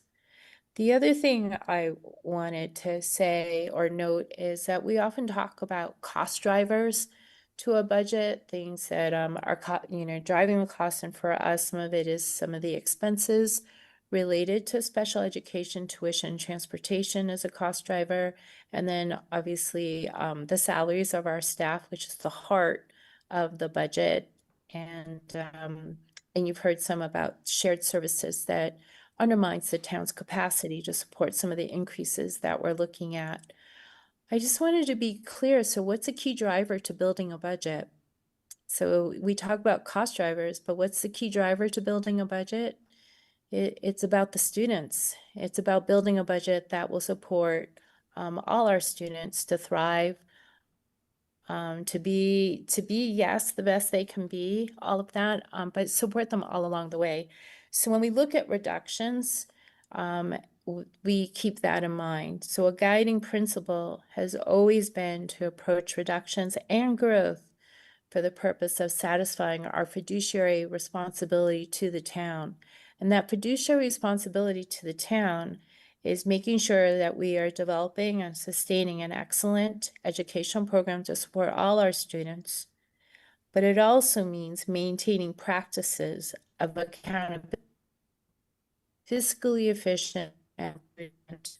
We want to be sure that every dollar spent is spent as intended and well Bella, spent. do you And mind, so, Bella, can you hear us? Do yes. you mind turning off your video because your audio is a little choppy? That might help it come through better. Okay. Thank you. Okay. Should I just go from where I was? Yes. Sorry to interrupt. Should I just, yeah, okay. Nope, that's okay. It's all good. Just so people know, I am coming to you from Argentina. So it's great that you can even hear me as you can. You just might want to turn your video on and then off. The face that got stuck when you turned your, there you go. Thank you.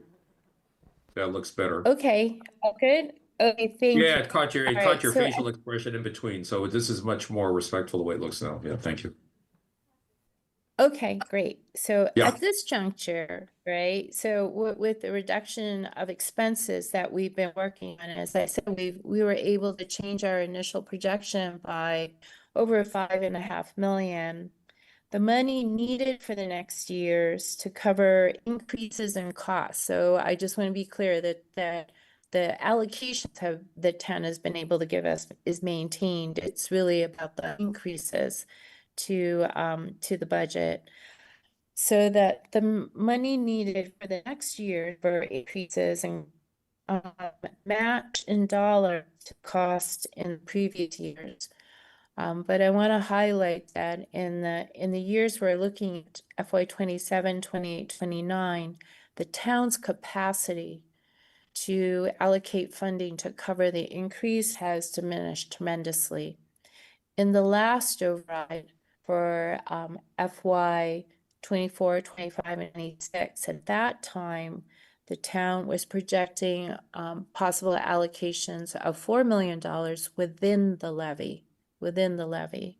And so what we're looking at is much different in the out years, where the town's capacity for next year is 1.7 million. It's essentially zero for the year after, and then a negative 500,000 in the year next. So we are all working with departments and expenses coming from the same pie. And so a major driver is the shared services that we offer. And a major part of that shared service is the health insurance benefit to our employees. And so we are the single largest department in the town. And so we do our best to be mindful of how we're spending our dollars, but in reality, they need to happen from year to year, and that's where we are at the moment.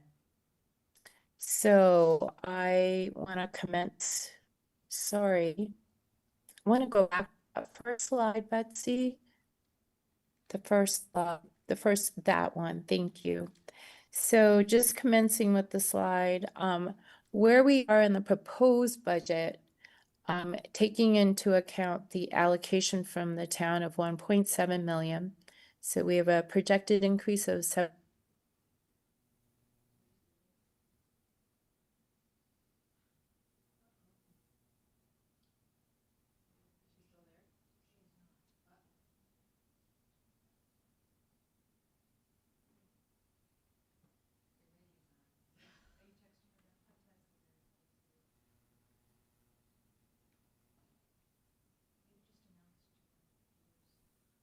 Sorry, we just got disconnected from the superintendent. We're trying to raise her again.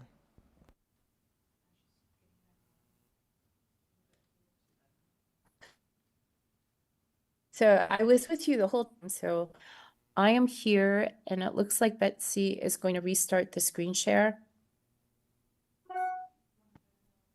The screen is shared, I Bella. think. Okay, great. So I think I was with you all the way to this part where we have 7.1 million projection for increase for FY27. The town is able to allocate 1.7, so we're at a 5.27 gap. And so you've seen this slide before.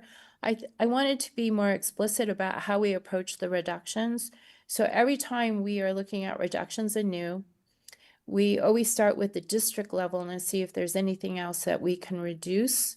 And then whatever is left, we divide between the pre-K 8 and the high school 60-40, right? 60%, 40%.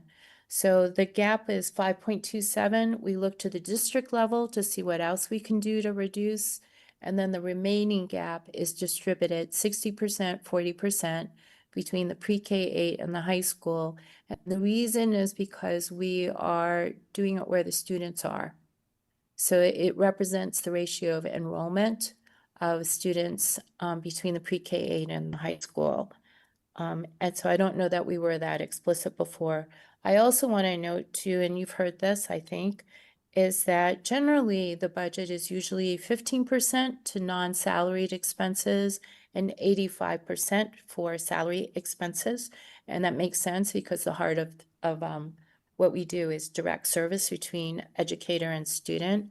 At this time, we've done so much to reduce our expenses that for the FY27 budget as proposed, we are at 12.5% non-salary expenses. So our ratio has shifted, and that is because of all the efficiencies we've been trying to identify to be able to make sure that as much as possible allocated toward the classroom. All right, so these are the reductions that are already embedded in the FY27 proposed budget. It's a net reduction of 22.1 FTEs. And then I am going to move into talking about what would happen if we don't have alternate funding for the 5.27 gap. So you can go to the next slide. Thank you, Betsy. So what you're seeing is a projection for FY27, FY28, FY29. and the possible town allocations for those 3 years. And as I said, the capacity of the town to cover the increases has diminished dramatically from the last time we went through this to 1.7 million, 5,000, which we are calling zero, and then negative 500,000. And then you can see the funding gaps below. The number of the funding gaps, even if you add the allocation of 1.7, generally it's about 6 million across the board for each year. And that is the same as it would have been the prior 3 years. So this represents across a gap of 18.5 million. If you go to the next slide. Thank you. So if alternate funding isn't identified or successful in the identification of the 5.27 gap, we have to go through and let you know what that would mean. So again, we started with district, and we would restructure again. We would eliminate another position at OAF, but we continue a commitment to keep a director of data and information systems. We would reduce another position in OTL. And then the remainder of the gap, if you go to the next slide, Betsy, the remainder of the gap is again 60-40, 60% with the K-8s. We would need to reduce K1, and this is in collaboration with the principals, and the focus was to protect the classroom sections. Please note that we've already corrected to guidance for the classroom sections. So any reduction in any sections in the K through 8 would bring those sections over guidance, right? And just illustration of what could happen if you have 3 sections at 17. If you were to eliminate a section, you would then have 2 sections, one at 25 and one at 26. So that's what happens when you eliminate. That's how elimination of sections bring you over guidance, and we've already corrected for all sections for that. So protecting class size, we would look at reducing the non-mandatory summer programming, which is the project discovery that you heard Tim talk about earlier. Eliminate conservatory, which would mean no music for grades 6, 7, and 8, and that the music in 4 and 5 would go to once a week instead of twice a week.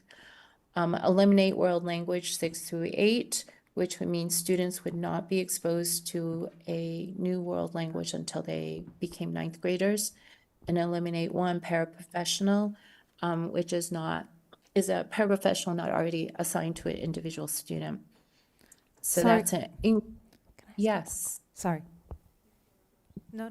Go ahead. I was raising my hand over towards Val. Sorry. For sure. So that's a 36 additional FTE reduction, and that's in the pre-K through 8. If you go to the next slide, Betsy. Can I ask my quick question at this point? Is any of this I- different than what we saw last week? These slides are the same. Okay. Just like the comprehensive. It should be the same as 226. This is the high school reductions if there is an alternate funding found to cover the 5.27 gap. So we're doing increase class sizes in the core subjects listed at the top, reduce an assistant athletic director, which was just added recently. The enrollment athletics is robust, and so it really helps to have that other administrator. This would be the 3rd one, to be able to monitor and supervise and be able to respond to things as they might happen after school.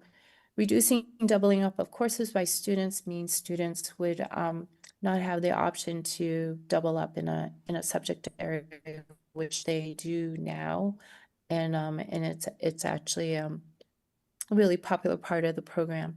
Reduce an additional 6.6 FTEs out of the 4+1 assignments. So there's 4 assignments for every full FTE, so that's 24. That's 27 spots that you would reduce. And these +1 assignments are ones that are assigned to support MTSS. So math labs, world language labs, the tutorial, those are what those +1 assignments are. Reduce other low enrollment areas. We do run some courses at low numbers, and so it's always been a balance of being able to provide that opportunity or not. And so this would have a disproportionate impact on courses that are offered through the drama program. Reduce an additional special education paraprofessional that is assigned to one of our specialized programs. Reduce one of our 5 security paraprofessionals to 4. And reduce an additional administrative position. There's already one reduction embedded in the proposed budget, so this would be a second one. And so this is an additional, so net reduction of 80.3 FTEs in the FY27 budget, 22.1 already in the proposed budget, and this would be an additional 58.2. If you go to the next slide, Betsy. Yeah, before you go to the next slide, Bill, can you Sure. explain the last one, an additional administrative position? It's the same wording as last week. All the other ones like have some kind of adjective. Is this like a secretarial position? Is this No, a it's an curriculum administrator. coordinator? Is it like a dean? What is Yes. So it's an administrator. So there's an an administrator? administrator. Okay, thank you. Yes, there is an administrator already in the budget. This would be a second one. A second, I see. I was comparing to last week. Thank you Yes. for the clarification. Sure. So what's different in this one that hasn't been presented before is even if you reduce all of the positions as described in FY27, if alternate funding wasn't identified, the budget continues to grow. It continues to grow. And so in FY28, the projected growth, and this is based on a FY27 reduced, all right, reduced, it's still projected to increase by almost 5.5 million. So if there's no override or alternate funding to cover the out years, there would be another 5.5 million shortfall. The town has said with no alternate funding identified, the allocation would be $5,270. So I just want to reiterate, Bella, that's with recalculating the base and then projecting Yes. FY28. Okay, I just want to That's make that right. clear for anybody listening. Right, so this is new information. Next slide, please, Betsy. Similarly, after all the reductions you would have to take in FY28, the budget would continue to grow. And so that's the projected increase for FY29. Please note that the increase is exacerbated by the negative amount that town would have for the allocation. So in FY29, it wouldn't be an even allocation as they've been able to maintain in prior years. They're projecting a negative allocation if there's no alternate funding identified. So the funding gap actually, it goes up. So the net funding gap for the out years, FY28 and FY29, altogether are $12,785,753. Can I just ask Next slide, a please. follow-up on this, Bella? Yes. So I just want to clarify. Yes. I think this is right from ERSC and from you.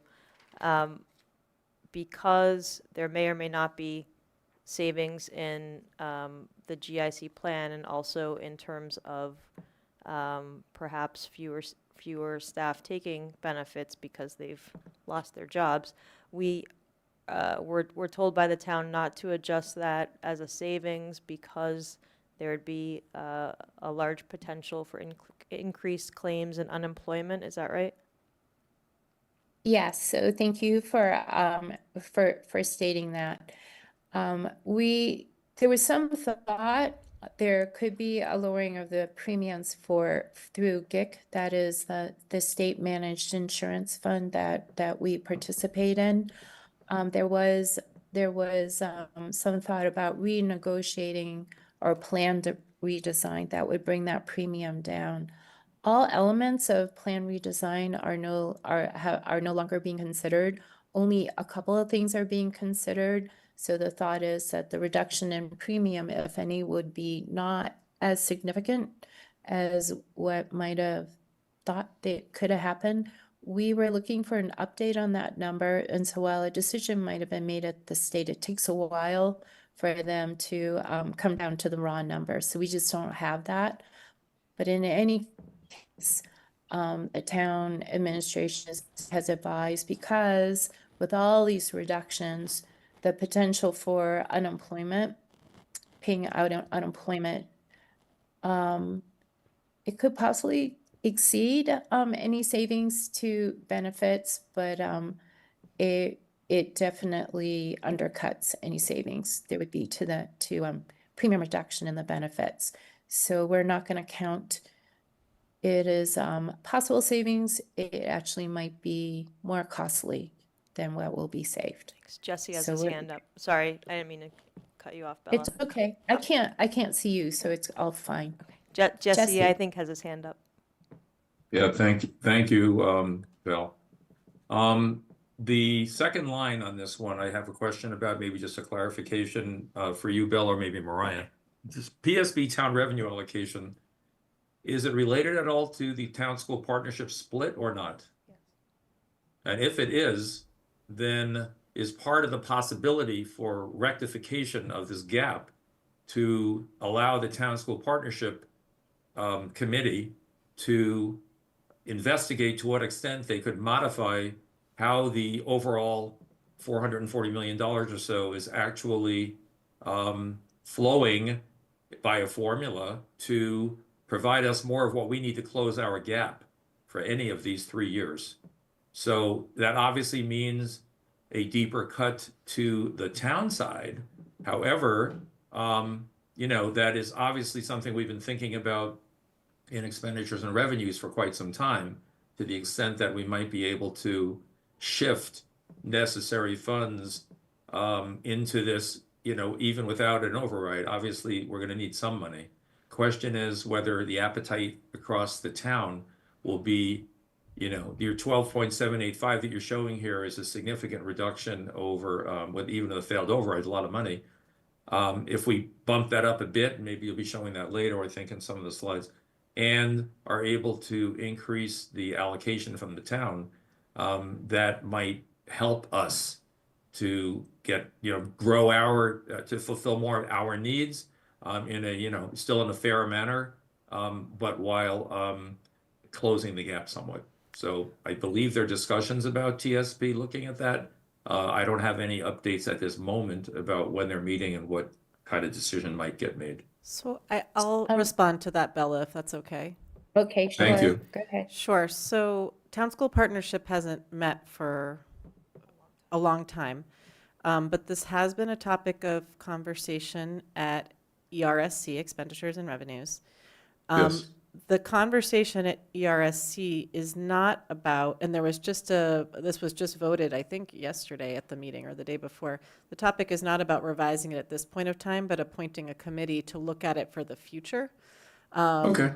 The other thing I will say is obviously, if the powers that be were to decide to shift money away from PSB towards the town or vice versa, it would just, for wherever you add $1 on one side, it just makes the gap that much greater on the other side. So the overall deficit across the town and schools, because both town and schools are in a deficit situation, would essentially remain the same. The last thing I would say is that if you all recall, earlier in the budget season, we got an initial allocation. This second line you point out, it's the revised allocation as of February 11th. We had an initial allocation that was much lower than this, and there have been obviously revenue adjustments and policy changes. And so this number, you know, it evolves over time. Bella was alluding to the GIC rate increases, which haven't been finalized, which will also change it. So I think that town staff is working, you know, to provide the most accurate numbers within the current town school partnership formula. But again, even if they are to take $1 from us and give it to the town or vice versa, the overall net deficit across the entire town school budget remains the same. Remains the same. And thank you, Mariah, for that clarification. And I would just add, I believe, correct as well, that even with this, we'll turn around for FY30 exactly where we are now. In other words, this is not solving a recurring deficit or gap in our budget. This is basically allowing us to life ring to make it until the cliff of FY29 to FY30. This does not bring in additional revenues of any real means. We know expenses are going to rise for many economic reasons globally and nationally. And we know enrollment will, sort of stay where it is, not going to go way down or go way up in the next 2 or 3 years. So the fixes that we're all trying to work towards as a team to address these issues are only for these next 3 years, and then we're going to be facing the same issue again. I think I would respond to frame this a little bit differently, if you would. I think that Sure. there are structural elements to the expenses which are not being solved at this point. I think that there are aspects to revenues that do change and are much more variable, and I think that we should. So I don't want to say, well, like we're just going to end up in the same place, because I don't think, certainly where we are right now is an unusual place to be in sort of this level of reduced allocation year on year, and even a negative allocation. I can't remember actually ever seeing ever seeing a negative allocation. So I don't think that we should say, well, this is where we're going to be. I don't think that that's actually historically, or even looking towards the future, possible. But I do think that there's absolutely things we can do to that we should all be thinking about, and that ERSC is thinking about how to bring the arc of expenses and the arc of revenues closer together. Exactly. Thank you. Yes. I thank you both. So while the TSP formally hasn't met, I just wanted to be clear that town administration and PSB administration, we meet quite regularly and all the time, and we talk about these shared dilemmas that we have that are affecting our departments across the town, including that of the schools. And so I think we've done what we can do to shave to get us through the next year, and that we need some time to work together on more structural changes that could benefit. But at this time, this is to highlight, even if we make all the reductions in FY27, make all these reductions in FY28, the budget continues to grow. And without alternate funding identified, it continues to fall behind. And just to note that to retrieve the things that you've lost, usually it's a bigger step that you have to take. The district has been reducing programs since the last override, and what we are looking at projecting for the next 3 years are not new programs. We are looking to sustain the high quality programs that we currently have and the high quality experience for our students. But we are not looking, we're looking to be conservative financially, and also to sustain our programs along with the town department. And for people that don't know, the allocation right now is 59% schools, 41% the town.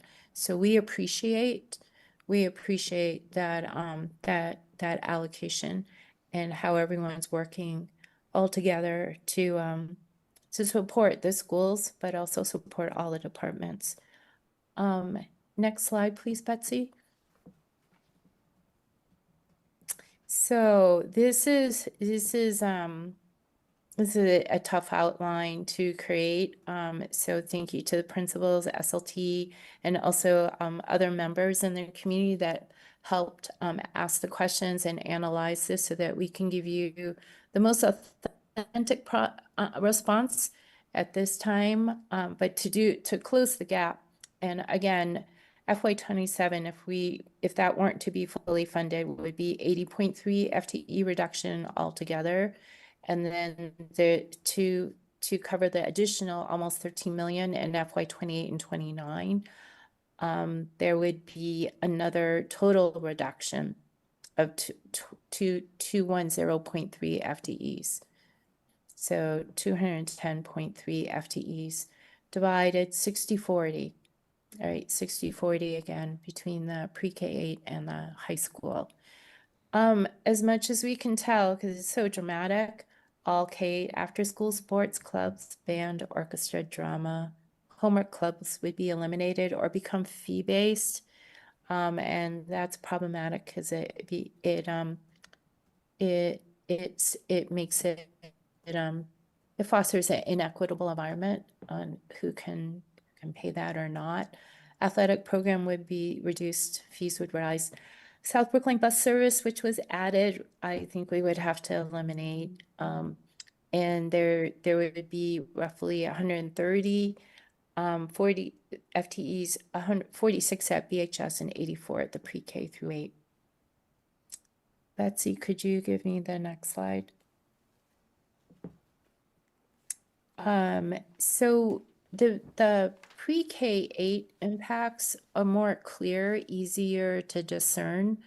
Just note, if you have students move from class to class, they're still in a homeroom-based model, so it's easier to see. With the high school, as I described at the last meeting, there's different layers of scaffolding. There's class size that you try to protect. There is the MTS supports that you try to protect. There's lots of layers of scaffolding, different counseling supports, different specialized programs that are offered to support students.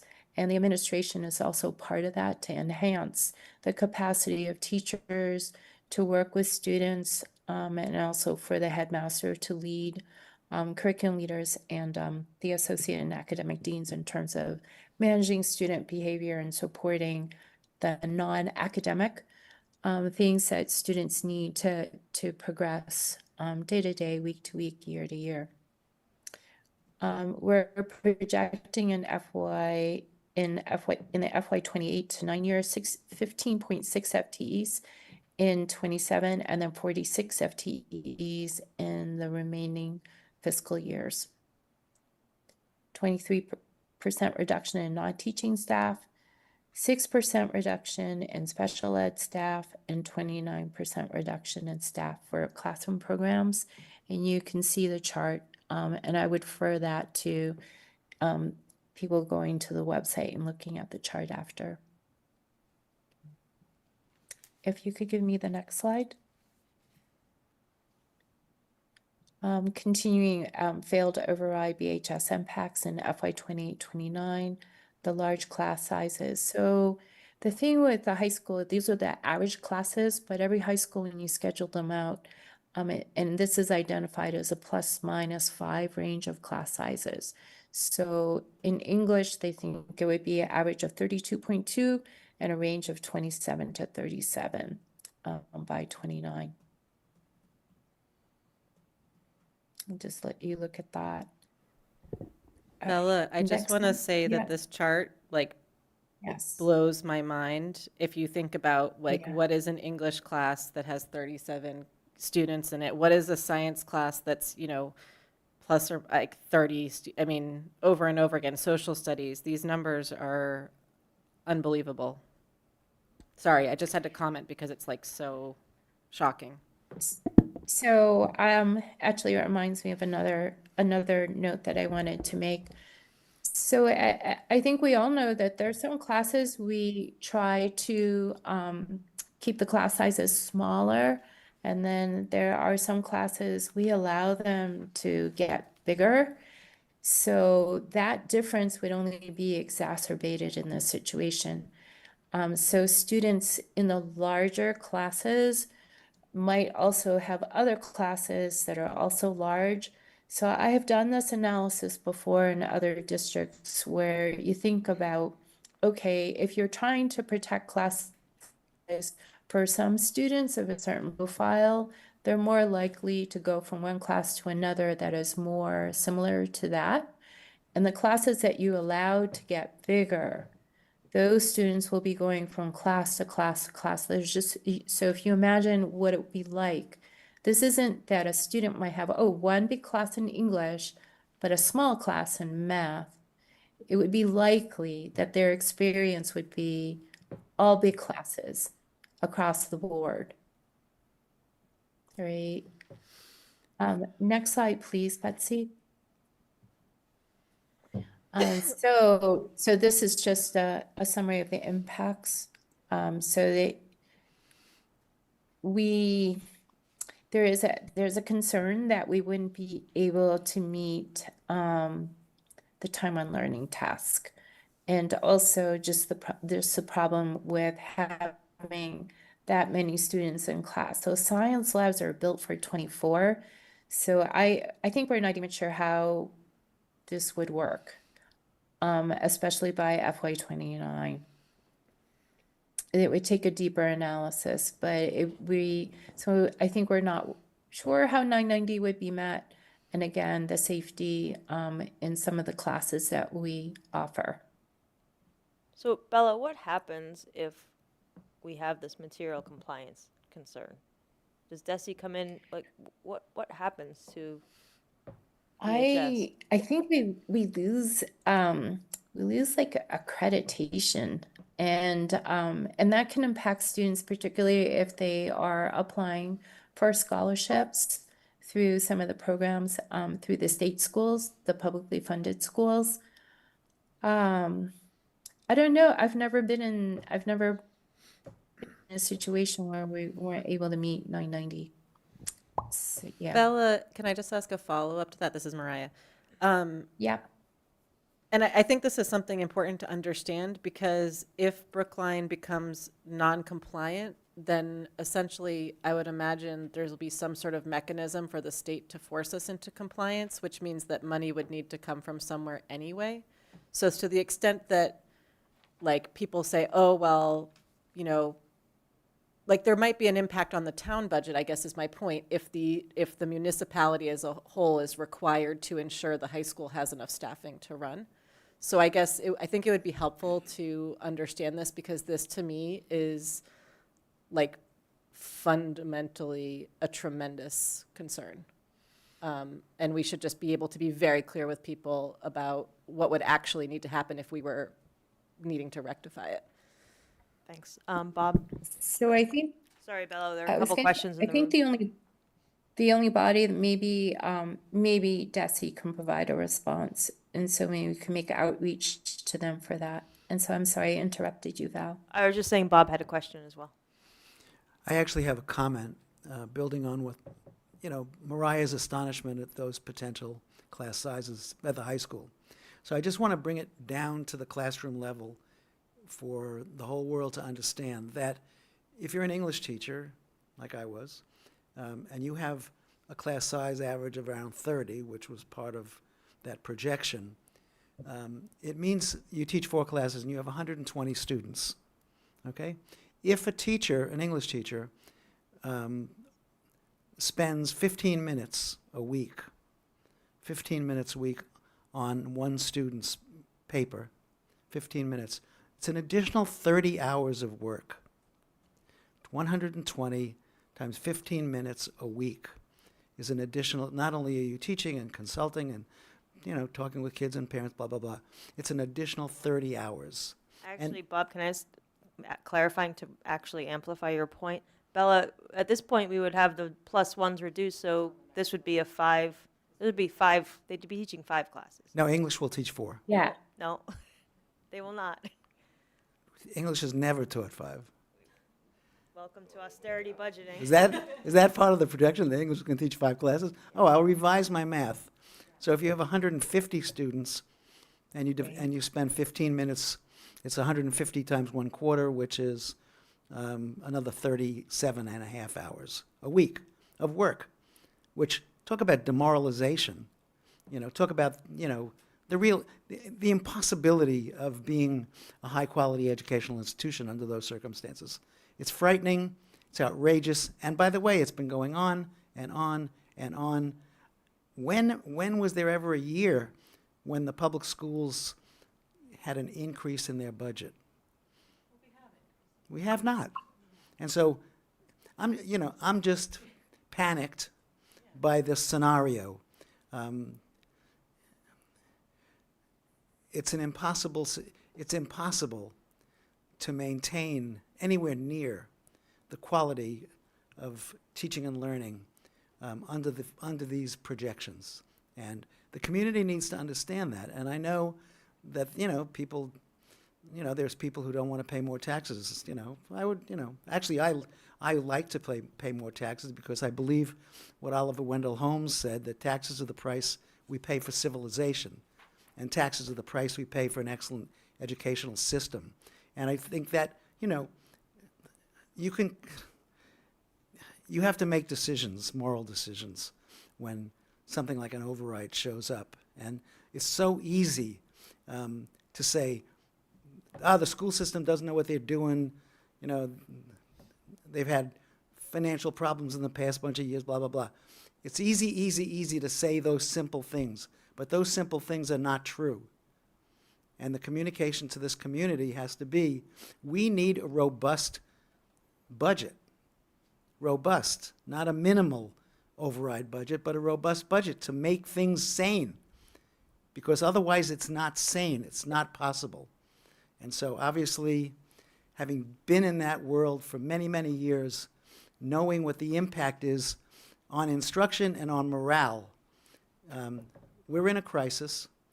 Obviously, there's different ways to try to figure things out, but none of those are good. Oh, that's just the high school. We haven't even started looking at class sizes at the K-8. Well, wait, we haven't finished this one yet. Right. So, Bella, do you want to go to the next slide? I see Jesse's hand up on my screen. Oh, Jesse's hand. Go ahead, Jesse. Thank you. Excuse me. I just need to take a drink of water for a second. Okay, thank you. I can put the video back on now for a moment. So my question, Bella, has to do with the following. This is obviously a very complex and very difficult looking budget, and I don't see really, at least in my way of thinking, any chance that the thing will fail. The question is, what's that thing? In other words, if we're talking 12 million, if we're talking 18 million, if we're talking the largest in state history, 23 million, all to cover the next 3 years. So my question is, this is a very, drastic and a very threatening to the very fabric of our schooling educational system in Brookline to look at a failed override. My question, therefore, is, you're not, I understand we asked you to present this, but is there a sort of a less impactful middle, I don't say middle like 50%, okay? Is there some point where, without asking for everything, but we were able to reduce it somewhat, yes, there'll be some painful decisions to be made, but not something as overly destructive as what this is showing. And I'm just sort of asking for some point along the line where things tip, where something happens that we say, oh, that's just a little too painful.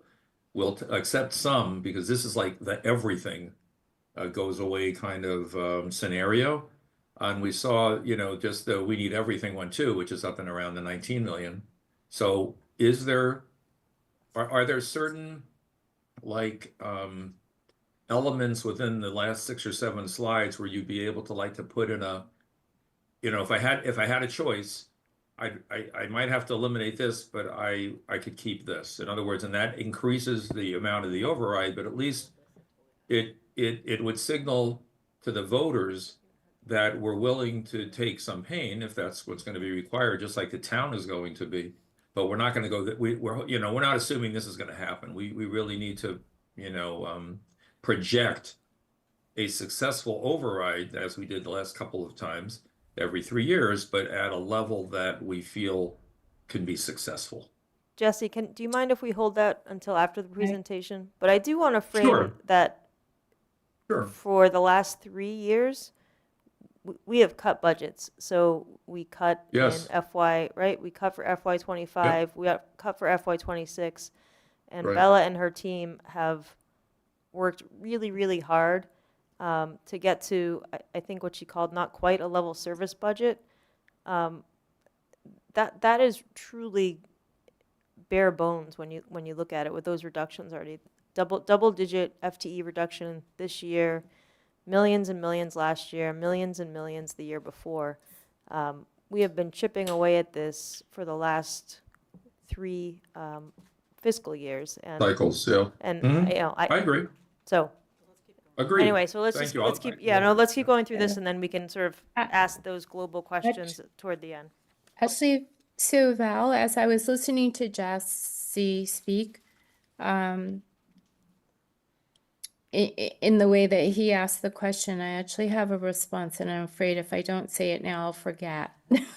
Okay. So Please I'm feel gonna, free. or just Sorry. Go that, ahead, Drew. yeah, it was just the way you know, Jesse said, you just ask a question away, like you're looking for an honest response. And you know what?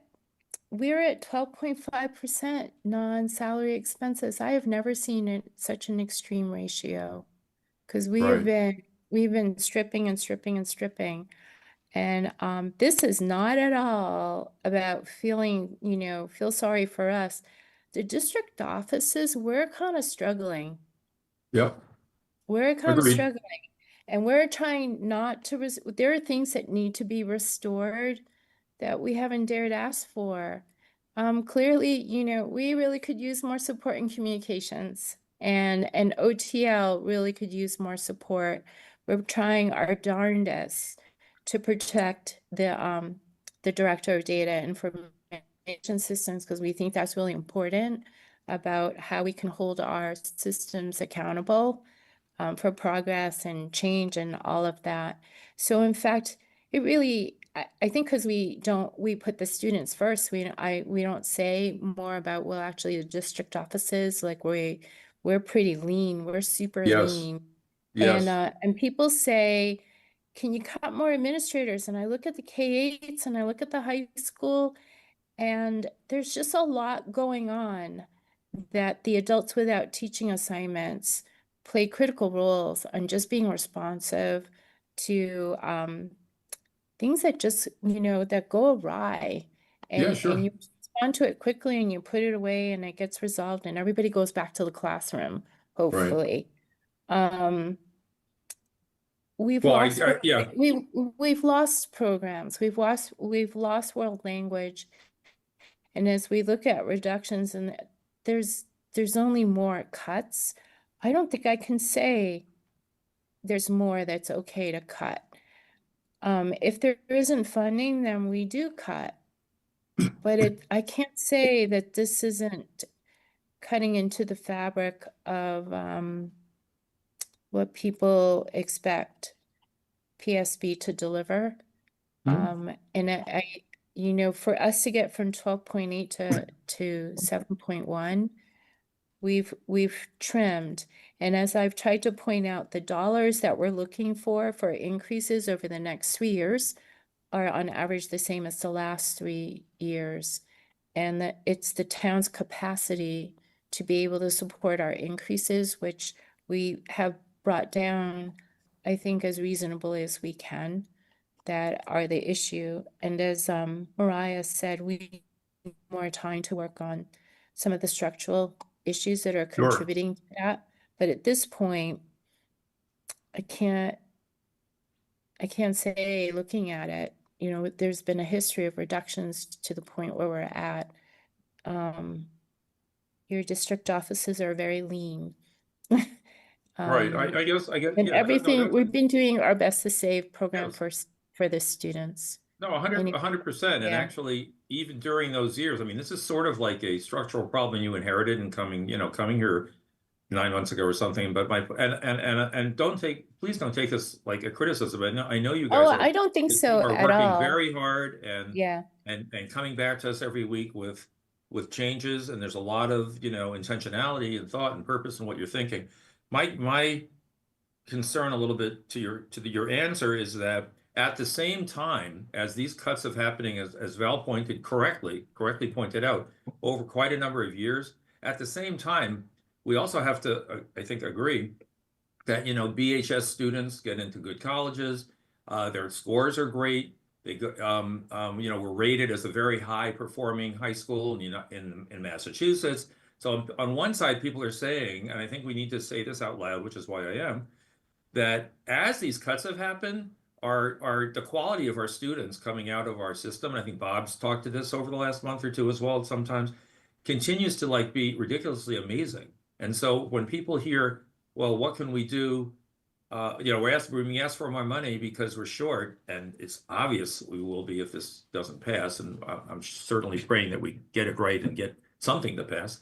The efforts that people have been putting in and the quality of kids in our district is at some unbelievable level that, given the cuts and given the pressures, kids graduate and go on to do amazing things. So part of the I'll stop with this. Part of the philosophy or strategy that we have to craft is that those were done under extremely, difficult conditions. If we cut more, there may come a point where the quality of our instruction, as you pointed out correctly, and the product, which are, smart, engaged, critical thinking, data-driven students that can go into all kinds of careers will be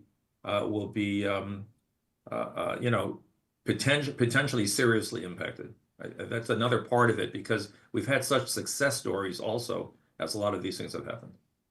Thanks. Thank you, Jesse. And I just thought we were having an honest exchange. I didn't feel. Yeah, sure. Of course. I you just cut wanted to out. clarify. Yeah, of course. Thank you. So I do think we're at a critical juncture where I'm not sure. Anyway, so let's go on to that. We'll finish up. I think there are 2 more slides. So next one, this one. All right. So this is the 4+1. The 4+1, that is our MTSS support. That most of the teachers are assigned to tutorial, but then there's also teachers assigned to math lab, world language lab, and other writing labs. So actually most high schools don't have this MTSS structure that BHS has. This is actually unique and really important, I think, for supporting students that don't get identified for specialized services, whether on a 504 or on an IEP. So this would be a huge loss. Next slide, please. Bella, before you go on, you didn't talk about the Yes. first bullet on that slide. I know we talked about it a little earlier, but just the thing that Bob talked about, it going from essentially a 90 student teaching load to, 150 plus. I think it's important that people understand the scale of what that means for their students' experience as well, the teaching experience and the student experience. So this goes to, this is actually a layer of scaffolding, maintaining our class sizes. And as I said on 226 at the other meeting, when, adolescents need a different kind of supervision and monitoring of all staff with students, because on a given day, you're going to see a student maybe 50 minutes. And if they are one of 90 versus one of 150, changes your capacity to just take in any changes in that student or reasons that you might want to check in or take good care. And that's something that staff do regularly right now, and families appreciate that is happening. But you lose the capacity to personalize the supports, and whether it's emotional, social, or academic. Thank you, Mariah. Next slide, please, Betsy. These are Sorry, more, Betsy, I'm sorry. yeah. Bob had one more thing. I know you can't see the hands. You'll wait? Okay. Go ahead. Bob's gonna wait? He's gonna Okay. wait. Okay, so in the K-8 class size, as I said, it's a little easier to determine in the K-8s than it is in the high school, but the average class size would go up to 30.3 students. And that's an increase of 56% from the current year.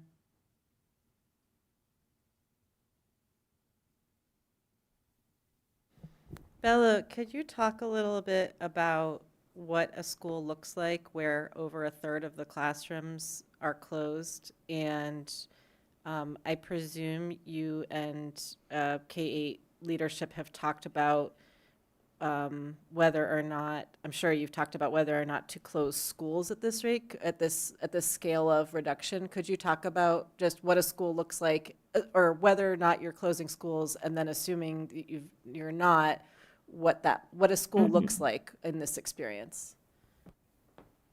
If in the hypothetical, if we were to close a school, is that what you're asking me? Right, well, first off, Yeah, did you talk okay. about whether or not to close Actually, schools? we did, Uh-huh. we did. And so we looked at a lot of things, and so obviously it was not an idea we brought forth. Mathematically, we could close a school, mathematically, just barely. But there's not a place where you can move a whole large cohort of students. It would be sort of a trickle impact. It would have a domino impact across all the schools. If you close one school, you would move students from that school to the next proximal schools, and then students from those schools to the next proximal. So you have a domino effect affecting all schools across the town.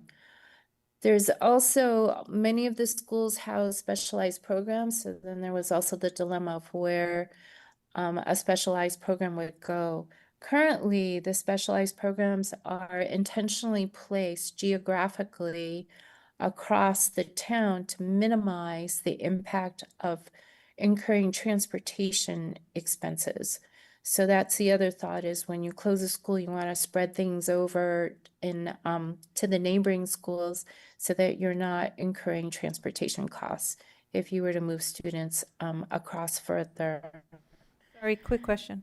In the savings, sorry, if in the savings for it. I had a question about what you just said, but if you want to go on, that's.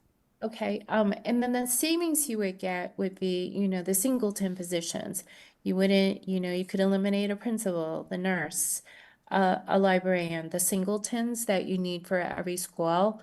But essentially, you would need to keep the teachers and the classes essentially intact. And to be mindful that doing something like this would be so disruptive that you would want to try to maintain some supports to sort of stabilize that transition for students that were experiencing it. So we didn't bring it forth because we thought it would be so chaotic costing and that the amount of savings wouldn't justify doing that. And in the face of reductions like this that we're describing, to add the chaos of closing a school is not something I think would be helpful. You would save some money, but not really, it wouldn't really impact the dramatic reductions that would need to take place. Carolyn and then Sarah. Oh, sorry, Mariah's second question, then Carolyn. If Carolyn, if yours is a follow-up on that, okay, whatever you want. I don't think it matters. Okay, my other question was, Bella, just if you could describe, to the extent you can describe it, sort of the experience of what it's like in a school in which, 30 or more than a third, almost 40% of the classrooms are no longer open. Well, I was just thinking, this was a mathematic exercise. I'm not really sure how 30 kids are even going to fit into the classrooms. So there's that. I'm sure we'd be violating some of the classroom guidance rules that exist. And then the idea of empty classrooms, it's just depressing. I can't imagine how it can be like demoralizing to have that and to be squished into the classrooms that you are filling. Sarah? I don't know, Mariah, if you were looking for a different. No, that's helpful. That's I appreciate that. You brought up things I hadn't even thought of. Sarah and then Suzanne. I thought if people are following along at home and can't really read the font size, that I might read out that this report shows that Hayes would have a class of 42 kids in the 5th grade and 49 in the 7th grade. Lawrence would have a 4th grade class, 2 4th grade classes of 41. Lincoln would have an 8th grade class of 41, and Runkle would have a 5th grade class of 51.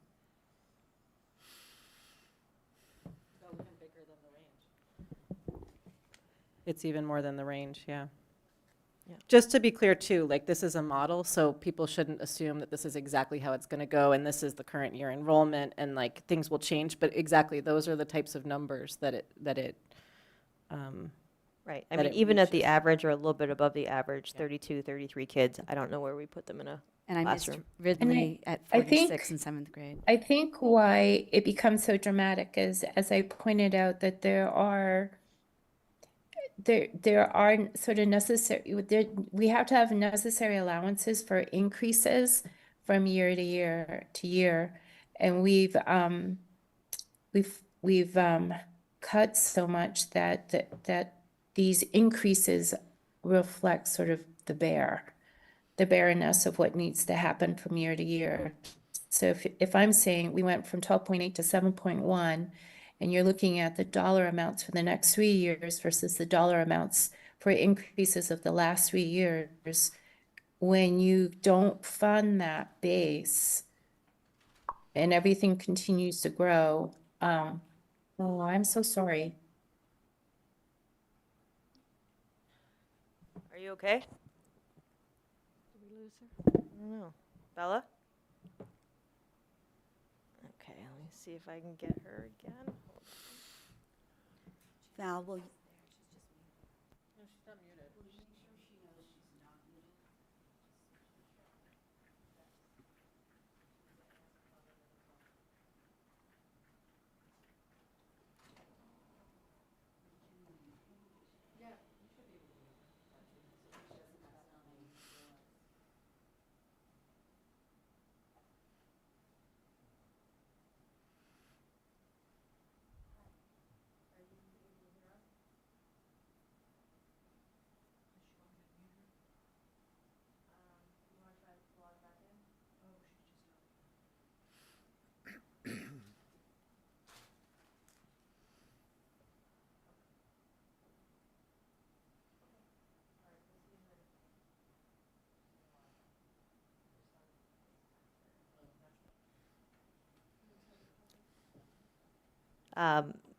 The superintendent is logging back in. Betsy, did we know that Big is having scheduled maintenance tonight? Because someone told me that they were watching this and then it cut out and now they can't get back on again because it says Big has scheduled maintenance. You didn't know? Okay. No, I figured it was a surprise. Heather Yeah. was up here earlier.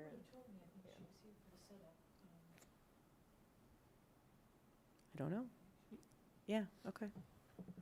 It's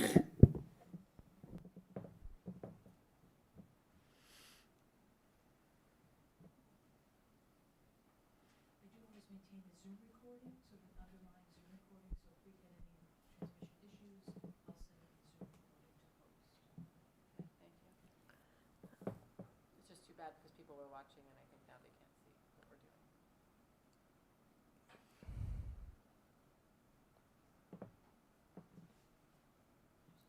She's not here yet?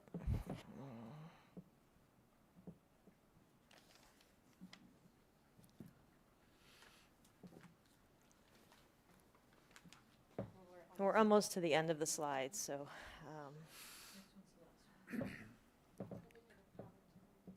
Go ahead, Suzanne, make your comment. Are we live? We're live, I think. Well, as live as we are. Good enough. Good. So I just wanted to comment a little bit. There is a wide range, and it has nothing to do with our guidelines. And so I don't know if we need new guidelines or what we would need to do, but it's so wide. And to have 49 children in a class would just be unsustainable in my mind. I don't know how you could do it. And I'm thinking in particular of all the hard work we've done in the last couple of years around sense of belonging and how that has really helped us in our work. The MTSS that we're still getting off the ground, but that would just be blowing in the wind. We wouldn't do that. We would have more referrals for special services because the children couldn't get what they need in a tier 1 setting that is so large. So it's more than just students in a seat. Yeah. It's all the other things that go with it. And it would just be unsustainable. Okay, Mariah, and then I think we have the superintendent back. I was just going to. Yes, I'm sorry. Yeah. Sorry, Bella. I was just going to respond to Suzanne. Another thing that I think that there's a lot of like conversation in the community. Oh, well, when I went to school, there was 40 students or 35 students in a classroom. And it's important for people to understand that education today has a very different, and the inclusive classrooms that we operate and the programs that we operate is very, very different. And the teachers have a very different sort of experience, and the students do. So we need to make sure, like 32 students in a classroom today is nothing like 32 students that it was in, 1970 or whenever people were in school. So these numbers are just awful. One thing I do appreciate, Bella, is that at least from what I can tell on the all section, it looks like there was efforts to keep the K2 classes as small as possible, even if it meant some of the older, so you might have a very small, like I see in Hayes kindergarten and first grade, again, they're smaller numbers. None of this is all projections, but it's just helpful to think that people are trying to show that we would be as responsive as we can to our youngest learners and how to protect their sort of formative experiences. There's such inequities. For instance, Baker would be 30 in a kindergarten class, and Hayes could do 19. I mean, the inequities. It's tremendous, and I presume that there would be some sort of balancing effort at some point, to whatever extent, I don't know, because it is inequitable. But what I'm looking at is the overall averages of K through 2 are on the lower. I mean, they're still at 25 plus, I think, but they're not in the 30s like they are in the upper grades. So anyway. Bella, just so you know where we are, we moved to your summary, your last slide. Yes, that's all good. I received a FaceTime call from my son and it bopped. It lost my hotspot, my personal, so I had to redo that. So this is the summary. It would be total staff reduction of 210 FTE. And so in the FY27, we did our best to avoid the classroom sections by looking at program, but after that, in year 2 and 3, it goes directly to the class sizes for K-8 and for the high school. I also want to note, if say you don't fund FY27 and you somehow think you'll fund FY28, 29, and 30, the growth that you will need or the increases will still be there, but you won't be able to recapture what you lost if FY27 isn't funded. So I feel just the scale of it, trying to recapture. So part of these year-to-year increases and fully funding them year to year is an investment in gradual growth on that base. So once you lose a year and all the reductions that go with it, it's almost impossible to imagine financially how you retrieve that. And Mariah, maybe you're better explaining what I just described.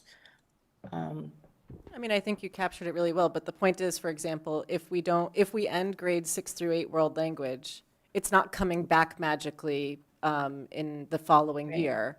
And, just to point out, we've already had to end K through 5. So world language is done at that point. There isn't as you say, these budgets, they're mutually supportive. They grow on each other. And similarly, when a cut goes, the cut percolates through the entire multi-year budget. So if you lose the say the what you would have done at FY27 to fully fund it, and you try to cover the increases in FY28, 29, and 30, you're not going to retrieve the base you lost, the investment in that base. So that's the last slide. Thank you. Donna, we have some questions still, I think, in the room. Donna? Thank you so much, Bella, and thank you for doing this while you're abroad. I wanted to ask a question for people who are thinking that shifting to a middle school model would alleviate some of what we just saw on the slides. Is it accurate to say that shift would also take time, and so it wouldn't necessarily dig us out of what we're looking at, what we should be expecting for the next couple of years if an override does not pass? I think absolutely it's a model we should look at. It's hard to say how much it would save or not save until we actually do the modeling. So it's possible, but I couldn't tell you yay or nay But until we actually go Would, into I it. guess what my question is more that shifting to a It middle takes school time. model would take some time anyhow. So Yes. it's not like we could press a button and be in that model for FY '28. Is that accurate or? Right. Yeah, so I will Yes. say just as we looked at what closing a school would look like, I thought maybe we could see if there were some quick fixes on middle school just to promote equity there. And I guess I got far enough to understand that it wasn't a quick fix, that it Right, would take yeah, time. I would second that, Bill. You know, in discussing this with Sadafa and the future subcommittee over the last couple of months, to Donna's question, Donna, this is like a 5 to 10 year possible thing if it ever happens. So this would require a ton of work and would not provide us any benefit in the next 3 years, really. This And business just to of be talking clear, about the, just to be yeah, clear, well, it might not give us benefit ever, right? Like, it might not give I us understand that. Yeah. Yeah. What sorry, absolutely, Val. What I meant to answer Donna's question though is that the amount of work it would take to prepare, say, laboratory space, as Bella pointed out, to go from 24 to 36 or something, and the amount of wall movings and everything would be an incredibly expensive thing. May not even ever be approved by town. So it's an idea that could potentially save us something a long time from now if it's ever approved. And so that's the middle school model is not a solution in the short term, as well as solar panel generation on school and town buildings is not a FY 27, 28 savings kind of thing. It's just not going to happen quickly enough to address the kind of issues that we're talking about here. And again, I'll just reiterate that some of the comments I'm hearing are not at all what I think is going to happen. In other words, that's why I asked my question before of like intermediate kind of projections, somewhere between everything we get and nothing we get. The nothing we get, I really don't think is going to happen. People are sort of used to going through overrides every 3 years. And the question really is how persuasive, direct, and transparent can we be in explaining why we're going to need the money we're asking for? If it's everything, yeah, that could be, as we've discussed extensively in ERSC, that could be something where a lot of voters are going to say no. No one's going to say, so that's why maybe when Chaz talks with us, he'll give us some idea about how the structure of it could look in terms of it being potentially even multi-choice, so that people understand. John Van Scoyac mentioned it today as well, that there are potentials for the select board to present the override as some other features. I'm not going to say menu and sort of waterfall-like, but that there are a couple of approaches that we're all trying to think about that would address the issues, request a substantial portion of the money we need, and do it in a way that we can persuade and bring voters along with us. We understand that this is not at all what anybody wants for what we're seeing in this presentation tonight. Thank you. Thanks. Bob? Yeah, thank you, Val. As we embark on this very challenging process and pretty dark issues that we face, I want to place it in a larger context. I shared with the school committee and others back about a month or two ago a report that was published in October by the Massachusetts Municipal Association. I have it in front of me. It's called A Perfect Storm. Cities and Towns Face Historic Fiscal Pressures. And the report goes on to describe the devastating cuts that are being made and have been made and will be made under the present fiscal circumstances that we face in the state of Massachusetts and in local cities and towns.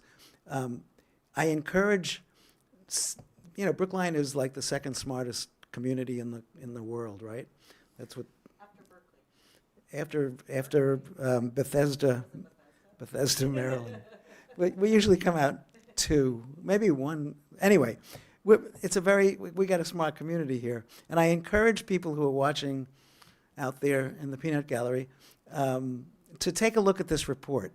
The Mass Municipal Association is an incredibly credible organization, and this report is a really comprehensive look at the fiscal pressures that cities and towns in Massachusetts face. They also have some recommendations. So I encourage people to take a look at this, because what it says is that Brookline is not alone.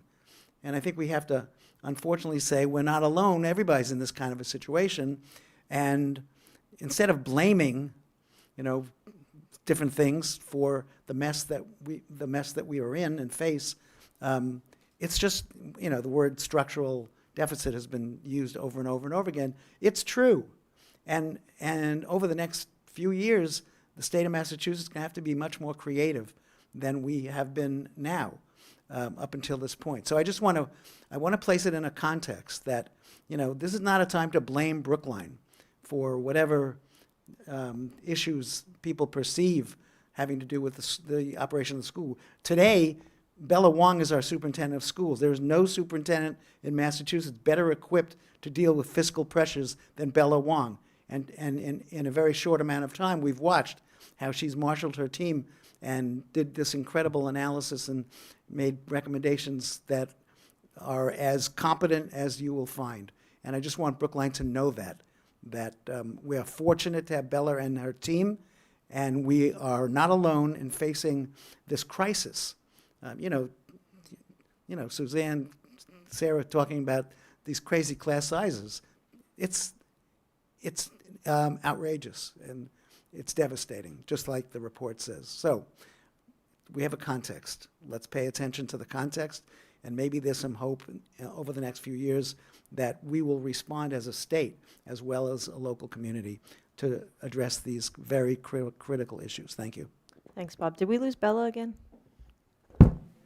No, she's there. I'm here. Okay. I'm here. Okay. But can I say thanks to the team then, since Bob mentioned Of them? course. Yeah. Oh my gosh. Have an incredible team. But Susan Givens really, really dug deep, and provided so much of the analysis for us, along with Mariah's support, your support, other support of other members helping us along the way. But I just want to thank the senior leadership team, the principals. Hal did a lot of work too for the high school, and Anthony. But all of our K principals have been really great in providing narratives and impact. And but Susan, by far, the work that she's had to do, just very much appreciate it. Thank you. Thank you. Okay. So we're moving on to item. I have a question. Yep. Just kind of going back to, so update on the FY27 proposed budget. I guess that was built into this. This was long, so now I've a little bit lost track, and there was, Yeah. okay. That was the front. We have the slides are failed override, but we had, so nothing has changed on the FY27 proposed budget. Not since 6 days ago. We didn't improve on the bottom line. Yep. Yes. And so what we did was just a further analysis that the impacts for FY28 and 29. That's what's new. Okay, thank you. And so I guess I just have a question about kind of process from here. I'm just going to try and kind of put aside the no override scenario for a second and bring us back to here we are with the budget, going through the budget process, or considering leading up to a vote on approving that budget. So like a few weeks ago, Mariah had made a motion about restoring something that, like, I guess implicitly included would have been a trade-off unless it was increasing what the budget was. So what's the process going forward? And then we're continuing to kind of get answers to questions that we asked, and maybe new questions come up. Is there a process for discussing what's on the table in terms of the cuts? I mean, I think that this has been the several meetings to do that, but I think Well, that not the tonight. superintendent, I Tonight think the we just had an superintendent has indicated that she and in previous meetings, and Bella, tell me if I'm wrong or if I'm misinterpreting you, that given the magnitude of the cuts for FY27 and certainly the out years, but sticking with FY27, Yeah. that you would want us to trust in the judgment of you and your senior leadership team and the reductions that you have embedded in the FY27 budget. So yes, and our focus has been to protect the class sizes, and working that, so everything reflects the work of the building principals all the way. But every time we approach the reductions, we look first at district level to see what we could do there. And then again, we distributed it 60-40 across the pre-K 8s and the high school, and it's based on the student enrollment where the students are. And in case it's not clear, I'm not really looking to propose something else, but there are still questions about sort of some of what is in the budget, just in terms of like where the money goes and how it goes. So, and then tonight was a long presentation that was mostly about the no override scenario. So are we going to just continue to get like an FAQ document? So I think the FAQ document will be updated as staff are able. And Mariah, correct me if I'm wrong, the 19th we need to vote a budget, correct? I don't believe we need to. I believe it's in the calendar as the first possible vote. Is that something, am I remembering that right, Betsy? Yes. So we don't need to vote it at that point. What's the latest? I mean, the day before Town meeting, right, yes. Okay. Yeah. There are things that I still need to understand. Susan Givens is raising her hand, so maybe, Susan, do you want to? Susan, you're really not supposed to be here, but go ahead. Don't make it so punitive. Thank you. Yes, we are going to need to take some action because we do have to go through the process of sending out non-renewals. Yeah. I believe we have an April 1 deadline. Okay, so I guess I just have to say, again, it's not that I'm looking to make some other suggestions, or even necessarily trade-offs, which I guess came up before. But I still have questions about sort of how money flows and, well, I've been communicating the question. So it's a little sort of stunted when it's like an email and then an FAQ, and I'm always looking for the opportunity to have just discussion, because I think we kind of get answers better that way. And We sort can of put a little time on the 19th. We can put some time on the 19th for that when Susan's back with us. Okay. And then I just just would add, I hope we can put more than a little bit of time on, especially if it's the night we're voting and it's like Maybe we're voting, or maybe we're I voting know, but the- if we're theoretically voting, everyone should have the chance to have their questions aired in But advance. we might also vote on the 26th. And last year, we had also had a session that was exclusively dedicated to budget, and I don't think we did that this. Yes, we did. That's the 19th. Oh, good, okay, so then but then that's not a little bit of time. Well, it's the entire. Yeah, okay, perfect. And sorry, Donna, just Can one. Sorry, I just want to point out, I don't know if you know that Chaz is online. Yeah, he's next up, but we're just finishing up Okay, on this got budget it. piece. And All right, just thanks. generally speaking, my response, part of my response to the presentation we just had is I just feel obligated to say, I feel a responsibility to say, we really have to be, at the same time that we're contemplating these big impacts, I think we do ourselves and the public a disservice if we are not at the same time really taking seriously potential non-programmatic structural types of changes, some of which have been, alluded to. and not sort of, I'm hearing a lot of like, that wouldn't make a difference. That couldn't happen. That couldn't happen. Something is going to have to happen.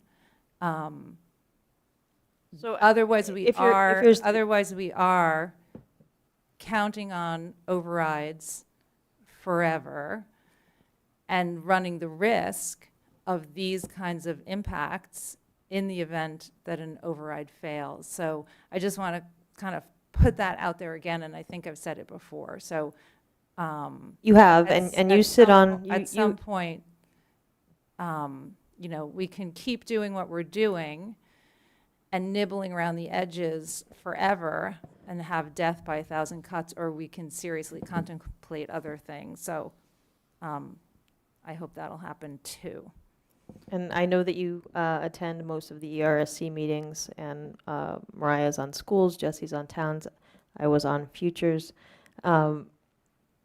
There's going to be a document that lists many things to look at and study. So, and that have been worked on for the last 9+ Almost a year. Yeah, almost a year. So Yeah. I think there's going to be a roadmap for Okay. both town and schools for structural changes, Yeah. revenue avenues to look at, Okay. things within the buildings, our buildings, other buildings, model changes, benefits, you know, all those sorts of things. Yeah. Solar, and whether that is going to bring some savings to our energy costs. All of these things are, I think, going to be in a roadmap document that comes out of ERSC that will guide us as a town, you know, Okay, really probably through that's the next helpful to decade. hear you describe it as a roadmap. So that's interesting. Thanks, Val. Can I ask? Donna, yeah. I just have, I think, sort of just a process question, so hopefully it's quick. So when we vote on either the 19th or the 26th, we're voting on a successful override budget and a failed override budget, is that right?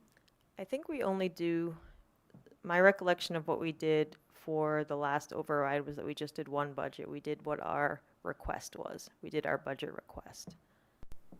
And we did not do a failed override budget. So because Right. because one, we don't know if it'll be 0 or it'll be something else. I mean, there are just so many pieces of that. So I the last time there was an override, we did one budget. It was the one that we had agreed on with some sort of similar cuts, but we did not do 2 budgets. So I'm asking because that will shift. I think it sounds like Carolyn has some outstanding questions, and I understand everyone is working super hard, so I'm happy to be patient.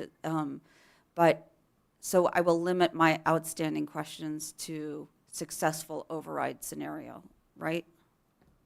That's all I need to understand in order to take the vote. Yes. Got it. Thank you. Mm-hmm.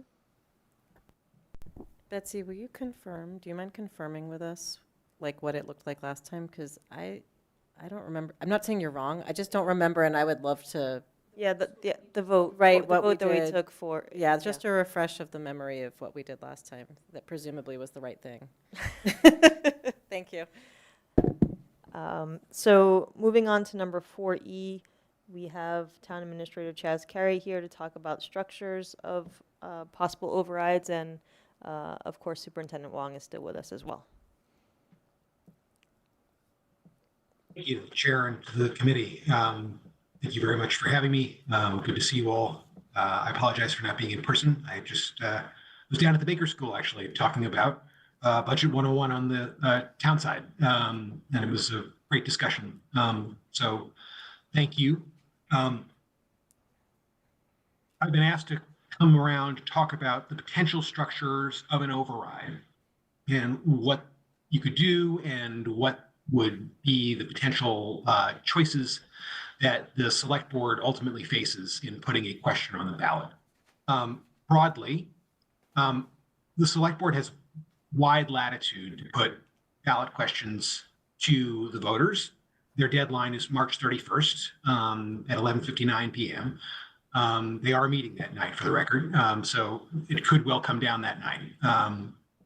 And historically in Massachusetts, overrides have been structured in one of two ways. Either there is one of three ways. There's a cafeteria override where a number of small questions are put on the ballot for specific programs, specific purposes. Do you want to spend money for X? Do you want to spend money for Y? Do you want to spend money for Z? That has not historically been Brookline's practice, and that has not been the subject of any significant discussion at expenditures and revenues. The sort of cafeteria override, item by item, has not been discussed. Similarly, even a sort of higher level version of that, where there's one vote for the schools and one vote for the town, it's been brought up, but it hasn't been seriously discussed.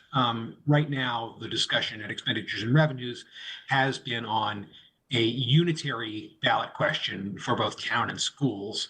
And the question has been, how do we then have that impact reflected on the voters? And so in some communities, there have been what's called a tiered override, where they ask question, for example, 1A, 1B, and 1C.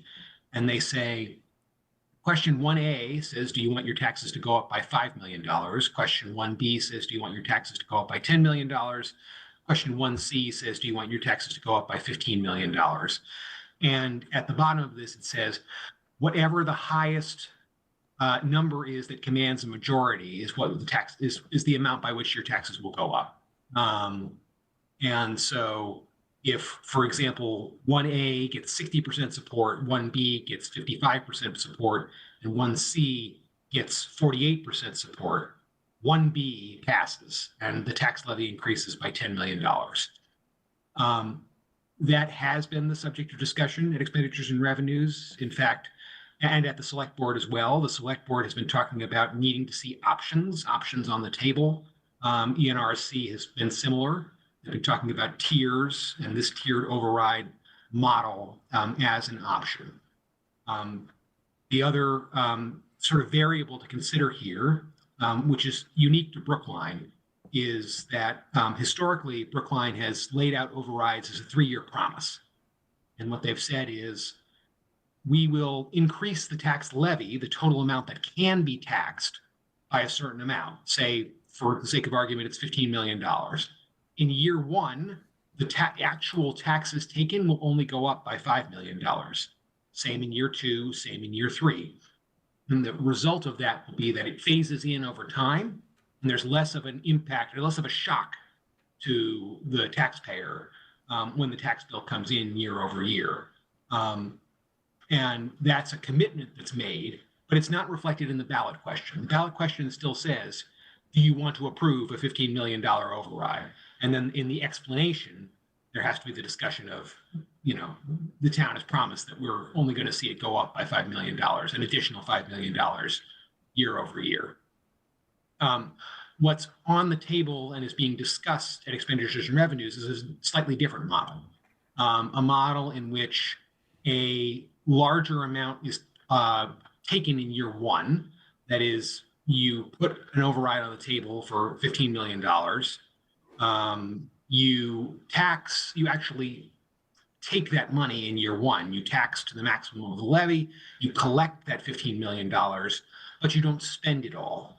You save some of that money. For example, here, going back to the previous example, you only spend $5 million of it, and you put $10 million of it in a stabilization fund.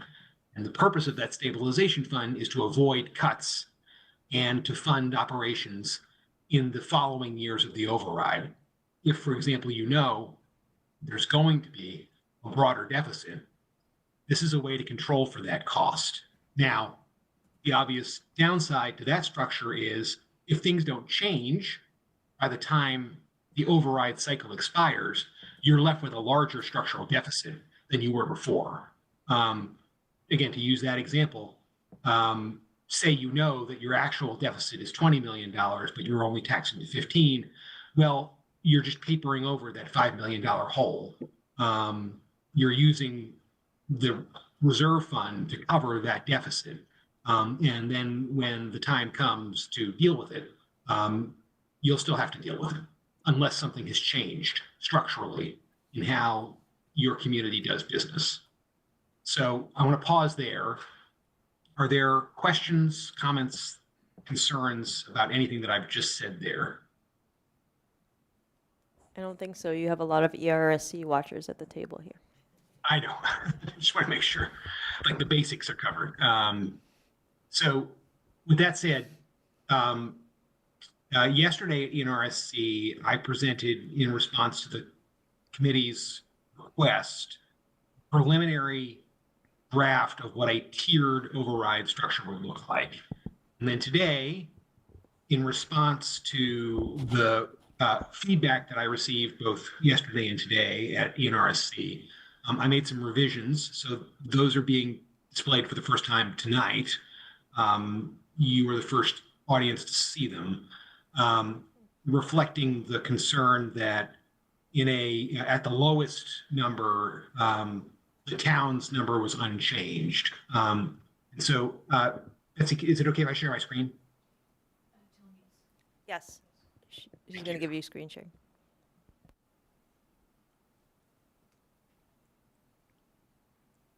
So at NRSC, 3 options were presented yesterday in response to the select board's feedback and NRSC's feedback.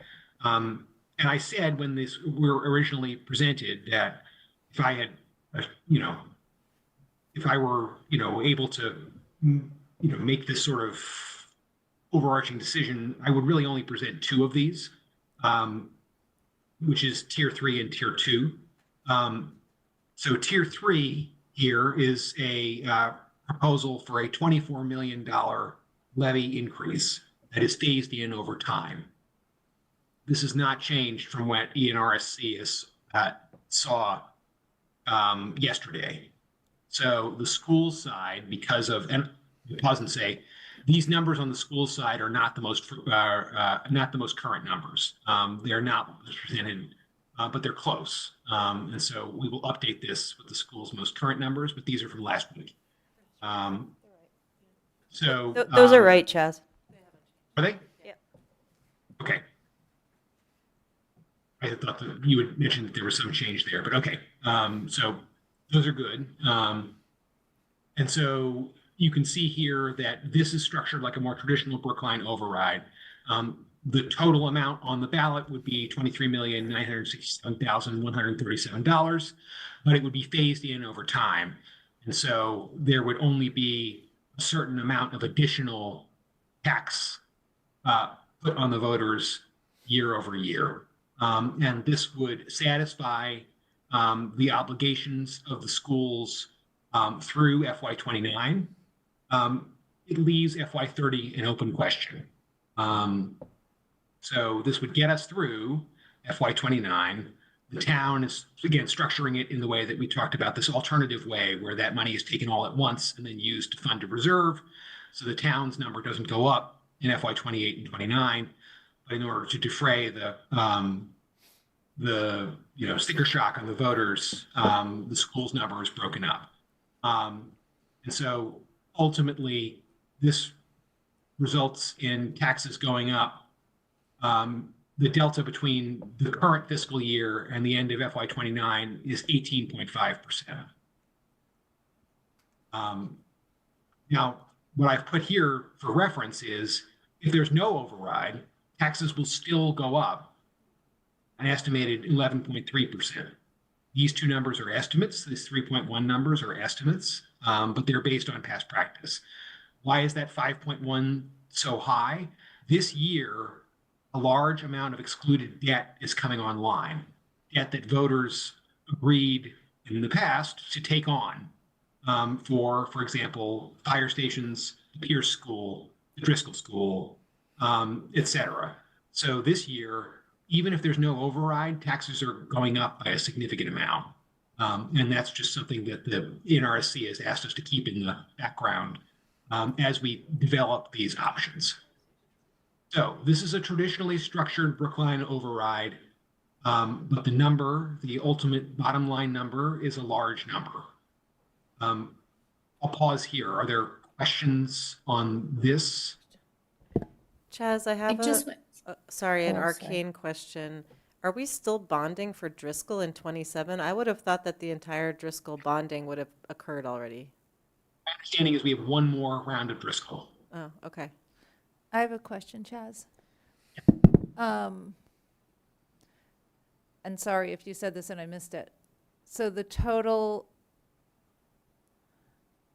levy increase from FY '26, override or no override? What? No override is 11.3. And then with override is 18.5. And you're saying that that is inclusive of the debt service? Okay.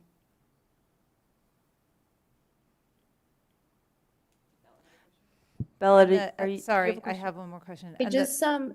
so Chaz was Chaz was right. The numbers need to be adjusted slightly. And I just wanted to make sure everyone knew that. Okay. Yeah. Oh, it's 18.3 now, not 18.6. Oh, yeah, I'm just trying to understand sort of how like I've seen the chart in the town's financial plan that shows the debt service. I don't know if there's one in there that shows the debt service as a proportion of our tax or a proportion of revenue from real estate taxes. Yeah, I'm not sure if I'm formulated my question yet. Okay, we can come back to it. Chaz, do you want to move on to the next tier? Val, Sure. Or the next one? just have a Sorry, question. Bob might have a question. Just quick. Chaz, what's the number that would allow us to end the third year not in a deficit? This one. The number that allows you to end the third year not in the deficit. This is it. Now, Sorry. the problem is what happens in FY30. In this case, this gets you to FY30, but it doesn't get you through FY30. So that's an open question.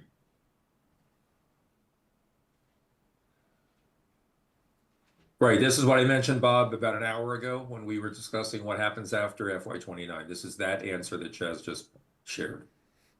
Thank you. That it only gets us as far as 29, and then I referenced, do we hit a cliff sort of at that point? Because we're not coasting, we're working very hard to provide basic funding and support for everything, but even if we fully fund the override, this is, again, Chaz, correct me if I'm wrong, I mean, you're the one who tutored me on this, that will be probably sitting at an abyss in 29 talking about what to do for 30, 31, 32.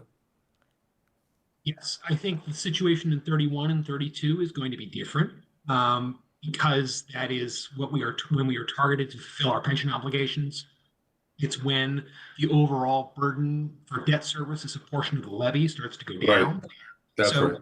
There will be some structural changes that will grant some relief, really beginning in 31. Again, knock on wood, assuming that, bottom doesn't fall out of the market, which is very much a possibility. We do think that there are changes afoot in the first years of the next decade that are going to bring some relief into the budget. The question is, how much relief?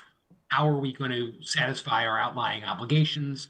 There are a lot of long-term structural issues that we need to think about here as we are going into this potential override cycle. So I don't want to go out there and say, in FY31, our problems are solved. We just have to get there.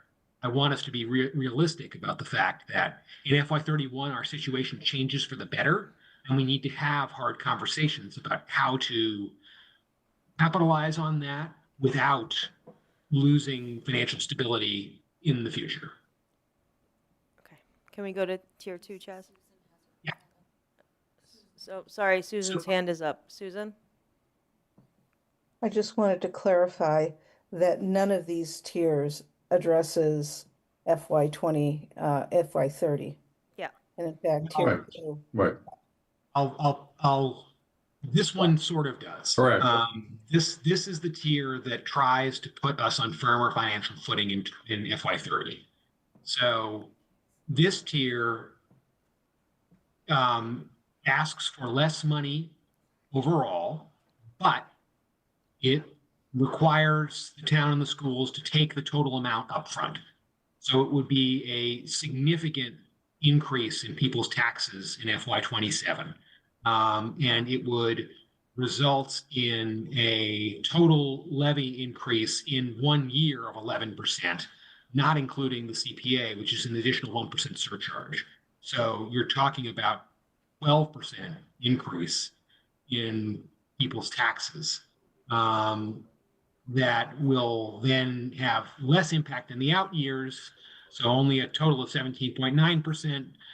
Contrast that with 18.51%, doesn't seem like much, but when you put that in real dollar terms, it is, a significant amount of money. And what this does is it supposes that the schools operate a similar model to what the town is proposing.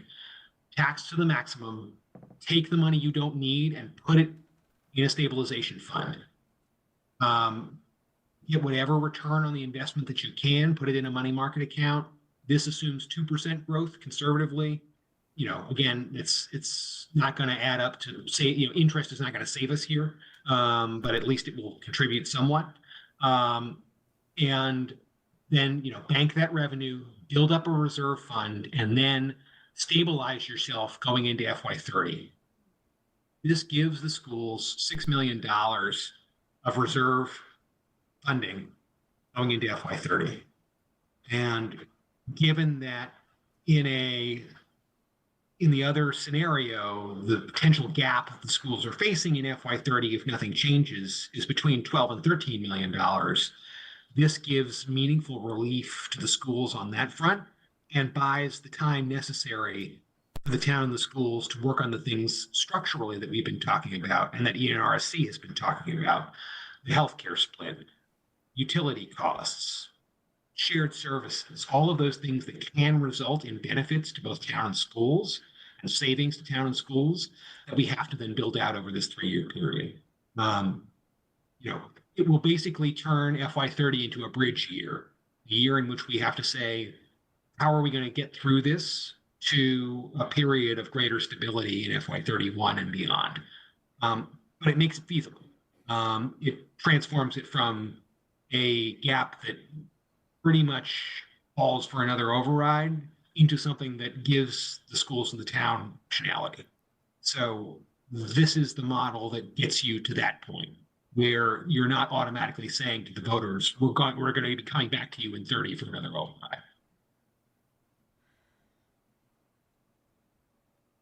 Okay, I hear quiet, so I think tier 1, Chaz. Okay.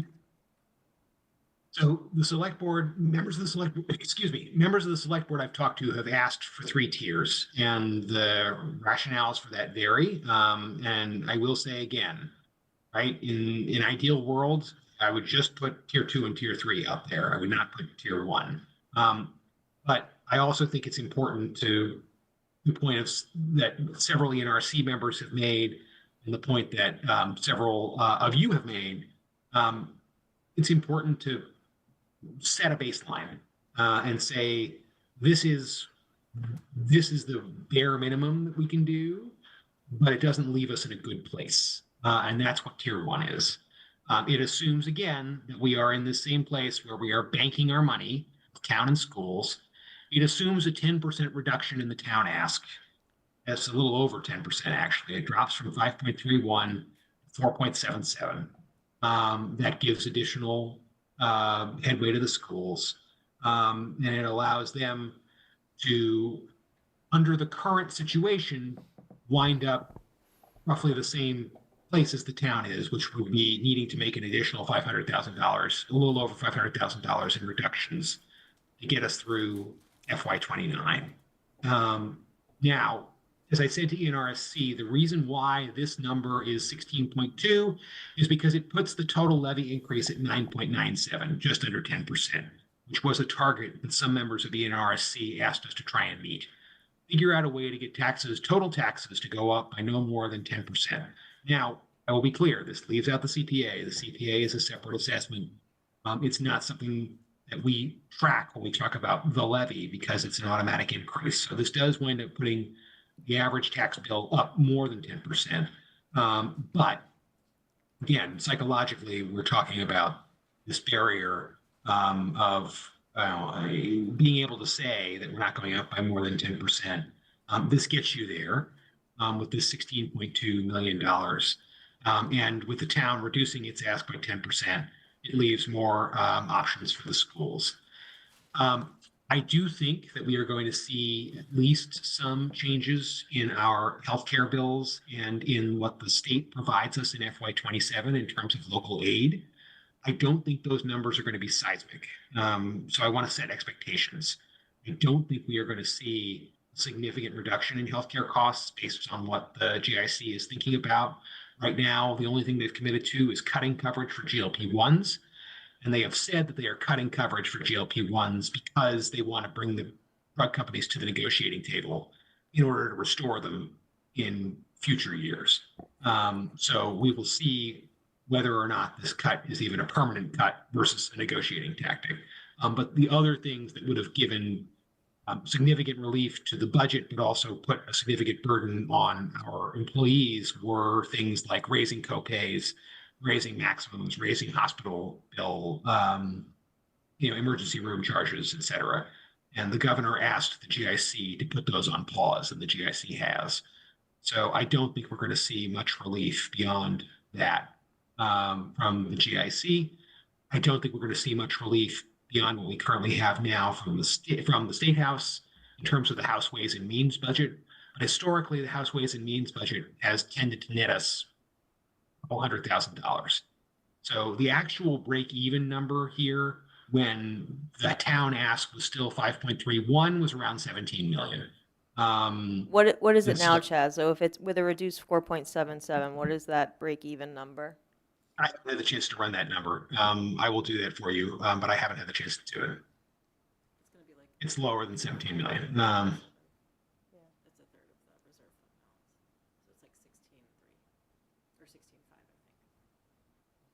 I would estimate it's around 16.5. That's what Mariah Well, just said. actually, You and It's Mariah, actually- I it's think. probably- Chaz, I was mumbling to Val, it's about 16.5, and then you said it, so we're on the same wavelength.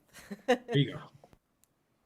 So 16.5 would get us without either the town or schools having a gap, but the difference would be there would be like 10.2% of a total levy increase as opposed to below the psychological 10. Is that what? Oh, that won't do it. There you go. That pencil's. Is that Mariah doing that? No, That's that's Chaz doing that. So Okay. that to me looks like a better number, but I know it's 10.06. It looks like a better number to me too. What I'm saying is, we're going to have more information about this when House Ways and Means Yeah. comes out, which is imminent, and when the GIC votes, should be within tomorrow, Friday. So we'll have more information about whether 16.2 is sustainable and puts us in a situation more like this one. Thank you. Any questions for Chaz on this one? Okay. Sorry, we're having separate Yeah. math conversations. Any questions for Chaz? Jesse? Jesse's hand. Thank you. Sorry, let me just turn the video on. Yeah, Chaz, I just wanted to say thank you and with deep affection for what you are sharing with us tonight. Thanks. That's all. Okay, Mariah? We know what's gone in to make this happen, and this is astounding. So thank you.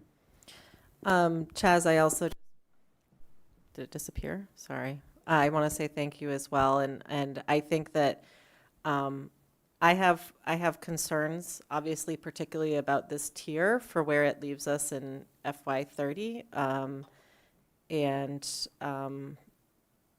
how it sort of how it will leave us in FY30. I think we had an earlier conversation that you weren't here about, and it was about structural changes and structural drivers of revenues and expenses. And this one, I think, does the least to structurally support the revenues in the long term, while it does solve the immediate needs. So that's my concern about it. And I appreciate that you said, it's not something you would like to, it's not the one you would choose to bring. But I do appreciate all the work that you've done to present the different options and to give all of the committees considering this the information that they need to be informed.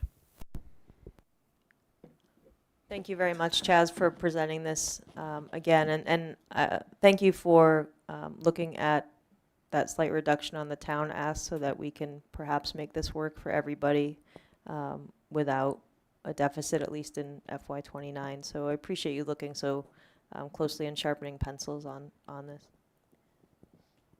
Did I hear Chaz say earlier that he favored 3 and 2? Yes. Okay. You did. Would you like the last word, Bella, on this? No, I appreciate that the number was changed in tier 1, but I know that the town is. I'm sorry, I just know the town really tried hard to get to that other number and has been holding it, so I don't know what this means.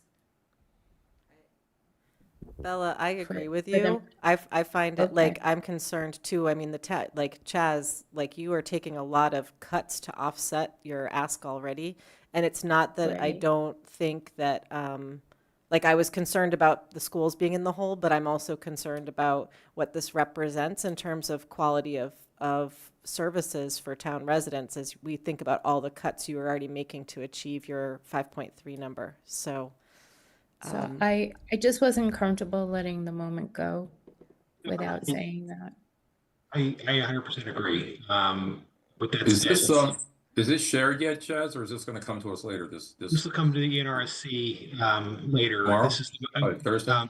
Yeah, this is the most recent version. Can you pop tier 2 back for a second, because I'm looking at that 477. What is it in tier 2? Does that increase? No. Yeah. In tier 2 is actually okay. higher. So that's about 300K more. I see. Okay, I didn't catch that before. I might have something covering that column. Okay, thank you very much. Now I see it. Okay. And in this instance, the town number actually goes up slightly because we're talking about the same thing. We're talking about floating FY30, ensuring that we have the funds that we need to move through this. This also solves your problem and John Doggett's problem, Jesse, about how to put some more money into roadways. It's small, but this protects It's the not sustainability. Maybe is this also including sustainability and tree bylaw? This protects sustainability and tree bylaw. The other one, makes some cuts. I get that. Sure. Okay. I just didn't see the bill. Thank you. This one's better for all of us in FY29, right? Oh, sure. This is a huge improvement. I mean, I think, pound for pound, right? Right. So tier 3 is let's ask for everything. Let's put it all out there. This is really what the gap is in order to provide the services that you want us to provide. And it's a huge number. But the feedback we keep getting, even from committee members who are supportive very much of the schools and what they do, is give us a number with a 1 in front of it. This feels like tier 2 feels like the best of both worlds to me, because it solves, or at least mitigates the issues that we are going to face in FY30 when the bill comes due. And it gives us runway, and it lets us put question with a 1 in front of it to the voters.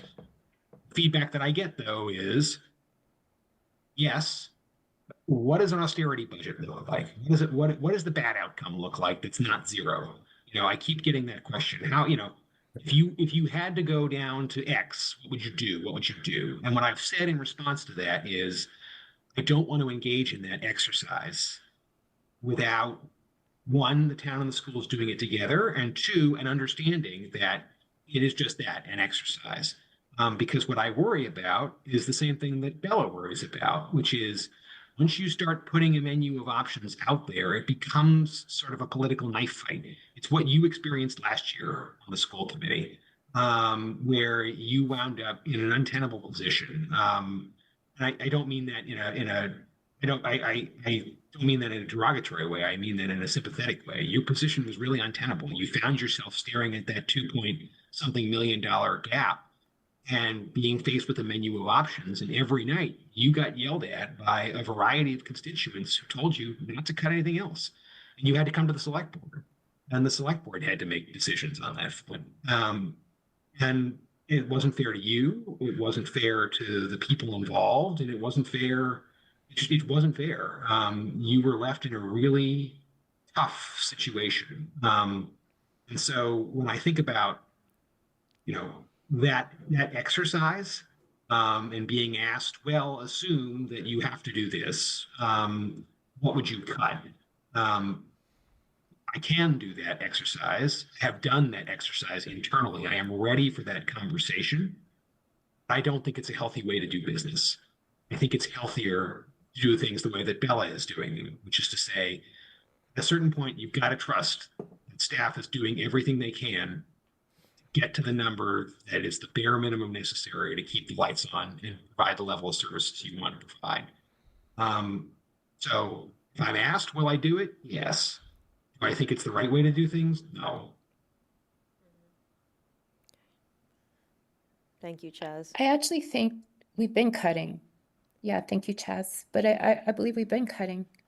Yep. Yeah, that's what I meant, is that you've presented Yeah, we've a been menu of deep cutting. cuts. Yes. So Okay, anything else on this item? All right, thank you, Chaz, for your time and for being here with us so late. Thank you all for your work. Please reach out to me if there are any questions that I can answer or if there's anything our team can do for you. Thank you so much. Good night. Next, 5A. Robin, are you doing 5A for us? This is the course catalog changes for 26 to 27. Yeah, review, discussion, and possible vote. 5A1, or 5A little I, astrophysics, honors, and then the English learner transition English, bridging to mainstream English. I move to approve. Are you serious? Seconded. Okay. Seconded. Bob moves to approve and Jesse seconds. Are there Can questions? I just have a question. Okay, you may not know the answer, Robin, but I read the blurb with intrigue. Okay. The last line says, they will contribute to citizen science projects. And I'm curious, I don't think of citizen science projects as typically being astrophysics related. I think of them being like water testing in your local pond and stuff like that. So I'm just curious, do you know what kind of citizen science projects astrophysicists and budding astrophysicists would engage in? Because I'm really curious. No, but I trust them. Is this on? Oh, yeah, it's on. Okay. I can't give you a specific example. I think one of the things to note about this particular course is this is a course that is being sponsored by the Innovation Fund. So it's in development. So we have a course description here. It's the aspiration of what it will be as it's developed and then executed with students for the first time. It's really exciting because of the idea that this is another science elective that students could choose. So it's a semester course that they would take either in addition to another full year science course, so that be something else, or particularly as they get to be seniors, where they might have two semester courses counting as year-long science for them. So it's a course that's anticipated to have some great interest, and I know we have a lot of enthusiasm behind it. Yeah. If I had to guess, there are things like hunting for supernovas or hunting for comets that That's correct, yes. involve lots and lots of citizen scientists with low-powered telescopes searching the sky. I was going to also add, Mariah, that there are radio astronomies. There are tapping into worldwide databases and generating experiments on black hole development. There are tons and tons of things that citizen scientists do with in the astrophysics community. And there's so many resources available for high schools, especially as Robin mentioned, in junior and seniors. So they're really just asking for the public's help to do research, right? And so it's patterns, it's computer processing, it involves learning what we learned about from the school, from the high school about what, 3 weeks ago on advances in computer science and algorithm development for students that'll position them better for this kind of thing. So this is just huge for them. There are lots and lots of things that they can do to help out. Okay, there's a motion on the floor, second. Donna, how do you vote? Yes. Suzanne? Yes. Sarah? Yes. Mariah? Yes. Andy? Yes. Carolyn? Yes. Bob? Yes. Jesse? Love it, yes, thank you. And I vote yes as well. Next is the English learner transition. Bob moves it. I move that. Is there a second? Suzanne Sure. seconds. Any discussion? I trust Mindy Paulo.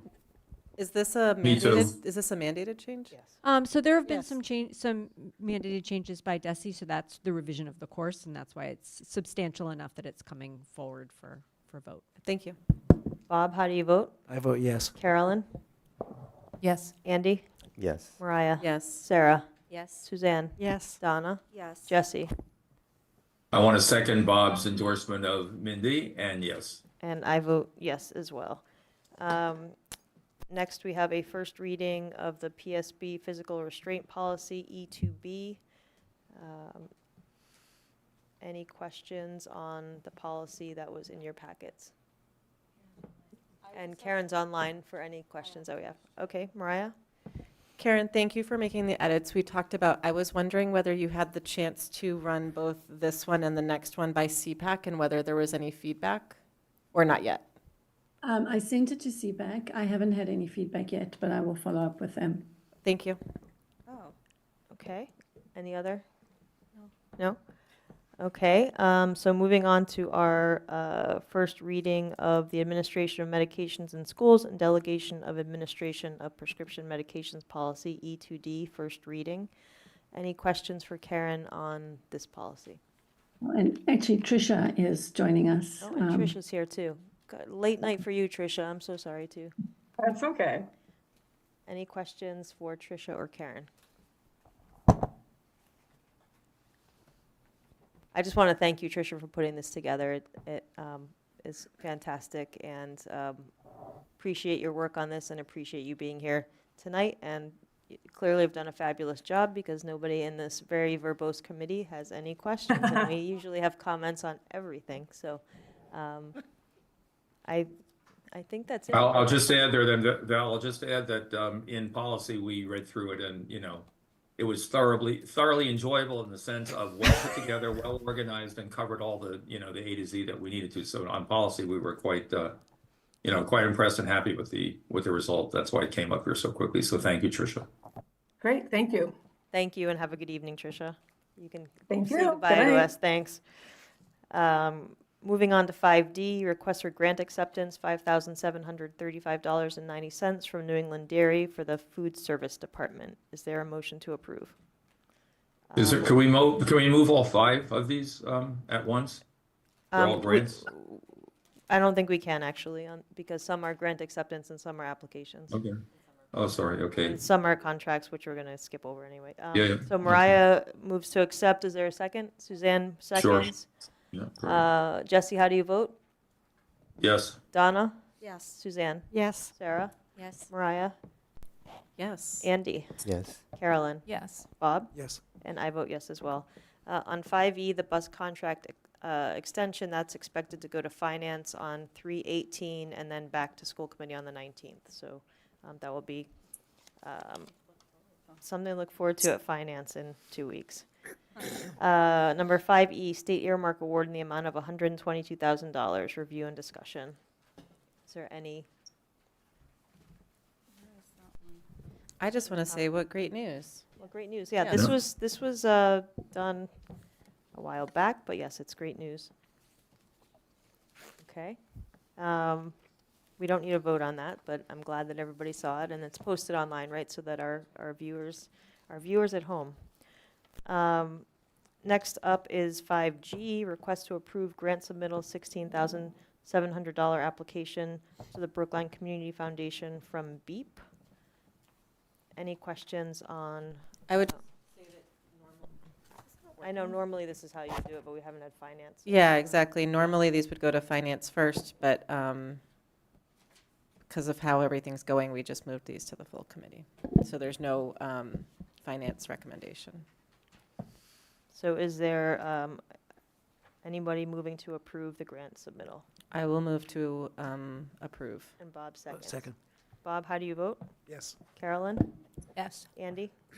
Mariah? Yes. Sarah? Yes. Suzanne? Yes. Donna? Yes. Jesse? Can I make one? We didn't have any time for discussion. I would just want to make a comment before I vote, Okay, if that's okay, Val? sure. Yeah, I just wanted to comment as I read through everything, during the day. The last one in here, from the Boston Foundation. We're not there yet, Jesse. Oh, we're not? No, we're at the beep. Oh, I'm sorry. We're on the one before that. Yes. You vote yes? Sorry. Yes, thank Okay. you. And I vote yes as well. Do we have another dairy? Okay. Yes. Oh, this is submittal. Okay, this is a submittal. So a request for the grant submittal for a $3,800 application to the New England Dairy from the Food Service Department. Is there a motion? I'll move it. I'll just clarify. One was a bulk milk.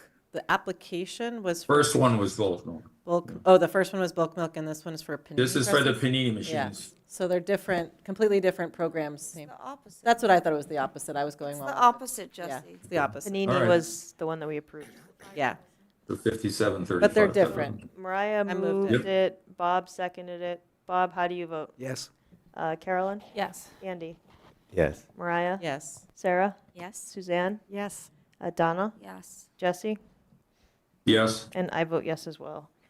Next, we have a request to approve a grant submittal for $10,000 to the Boston Foundation from the Brookline High School Career Student Program. I'll move it. Mariah moves it, I second. Any discussion? I just, one just comment that I wanted to bring up. Sorry, I jumped the Okay, gun before. Donna had her hand up and then you, Jesse. So Fine, Okay. fine. I can Okay, go ahead, Donna. Sorry, Jesse. I just want to say very clearly that I do support this program and the students that it serves. LGBTQ plus students and every student in Brookline and beyond Brookline deserves safety and belonging and strong support. I had brought some questions forward about the fiscal clarity in this grant proposal. Given our dire financial landscape, I asked several questions to understand how staffing for this work would be structured, and I was told that information wasn't available for this discussion. So it's hard for me to understand how those pieces fit together or what the longer-term staffing expectations might be. And for me,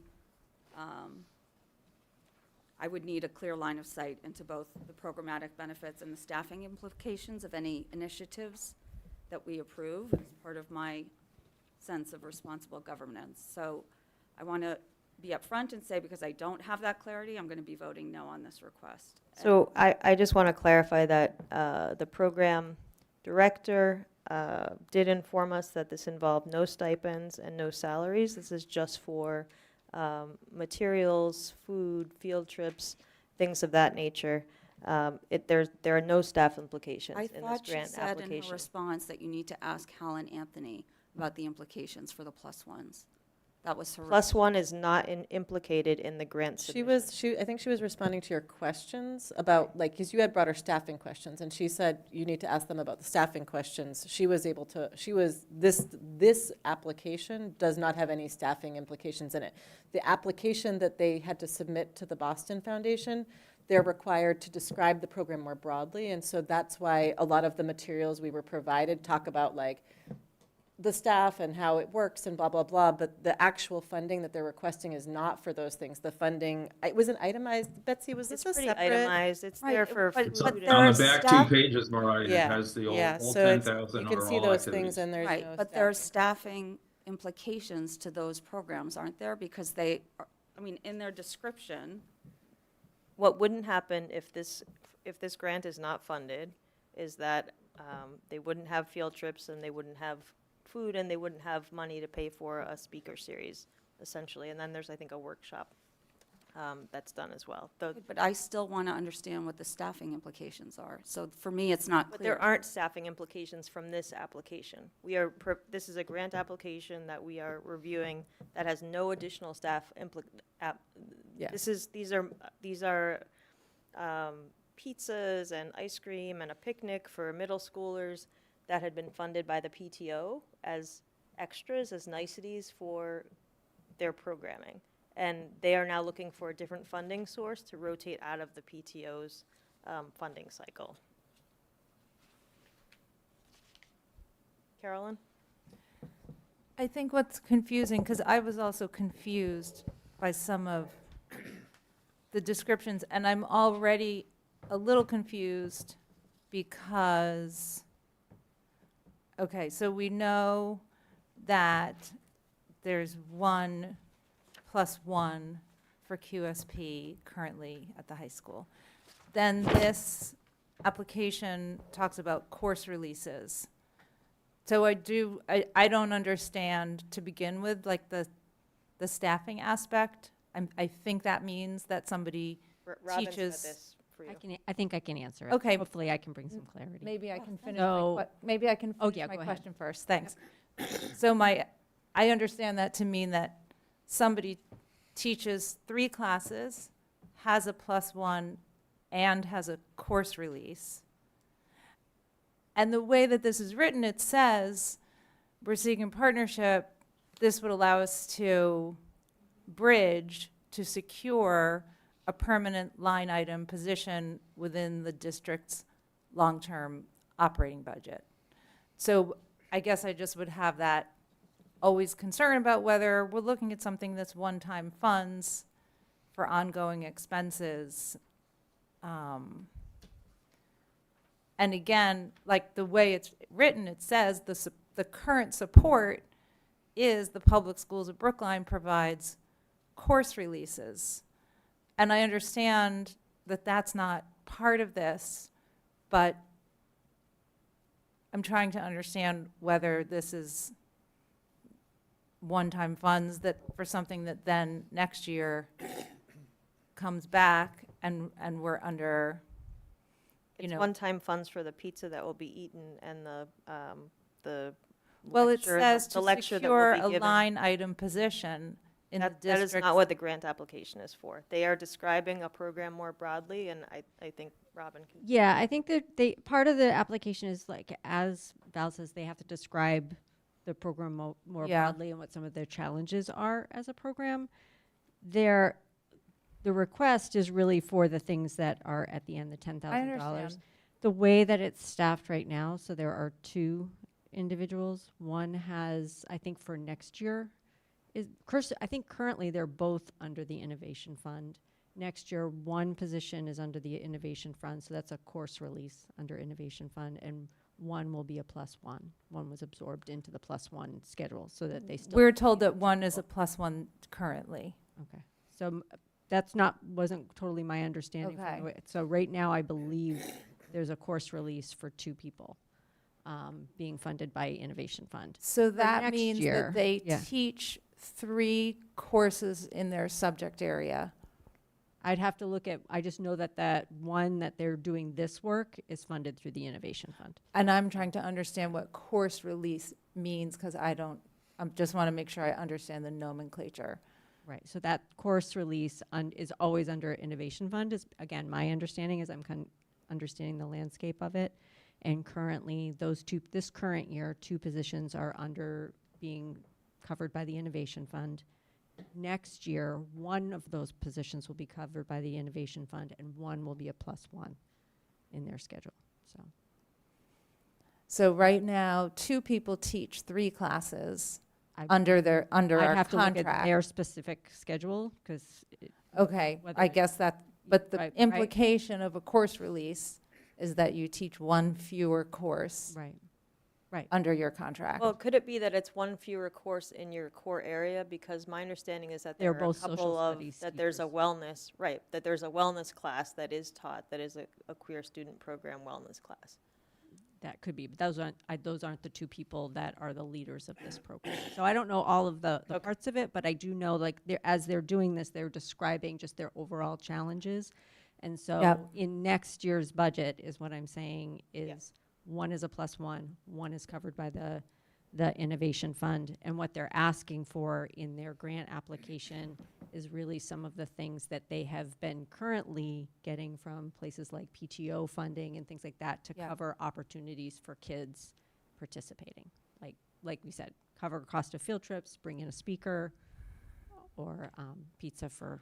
And then, so special what does lunches. it mean here where it says the number of staff and the amount of course release funding is contingent on the town override vote this spring? If the course release is funded by the Innovation Fund, then what does the override have to do?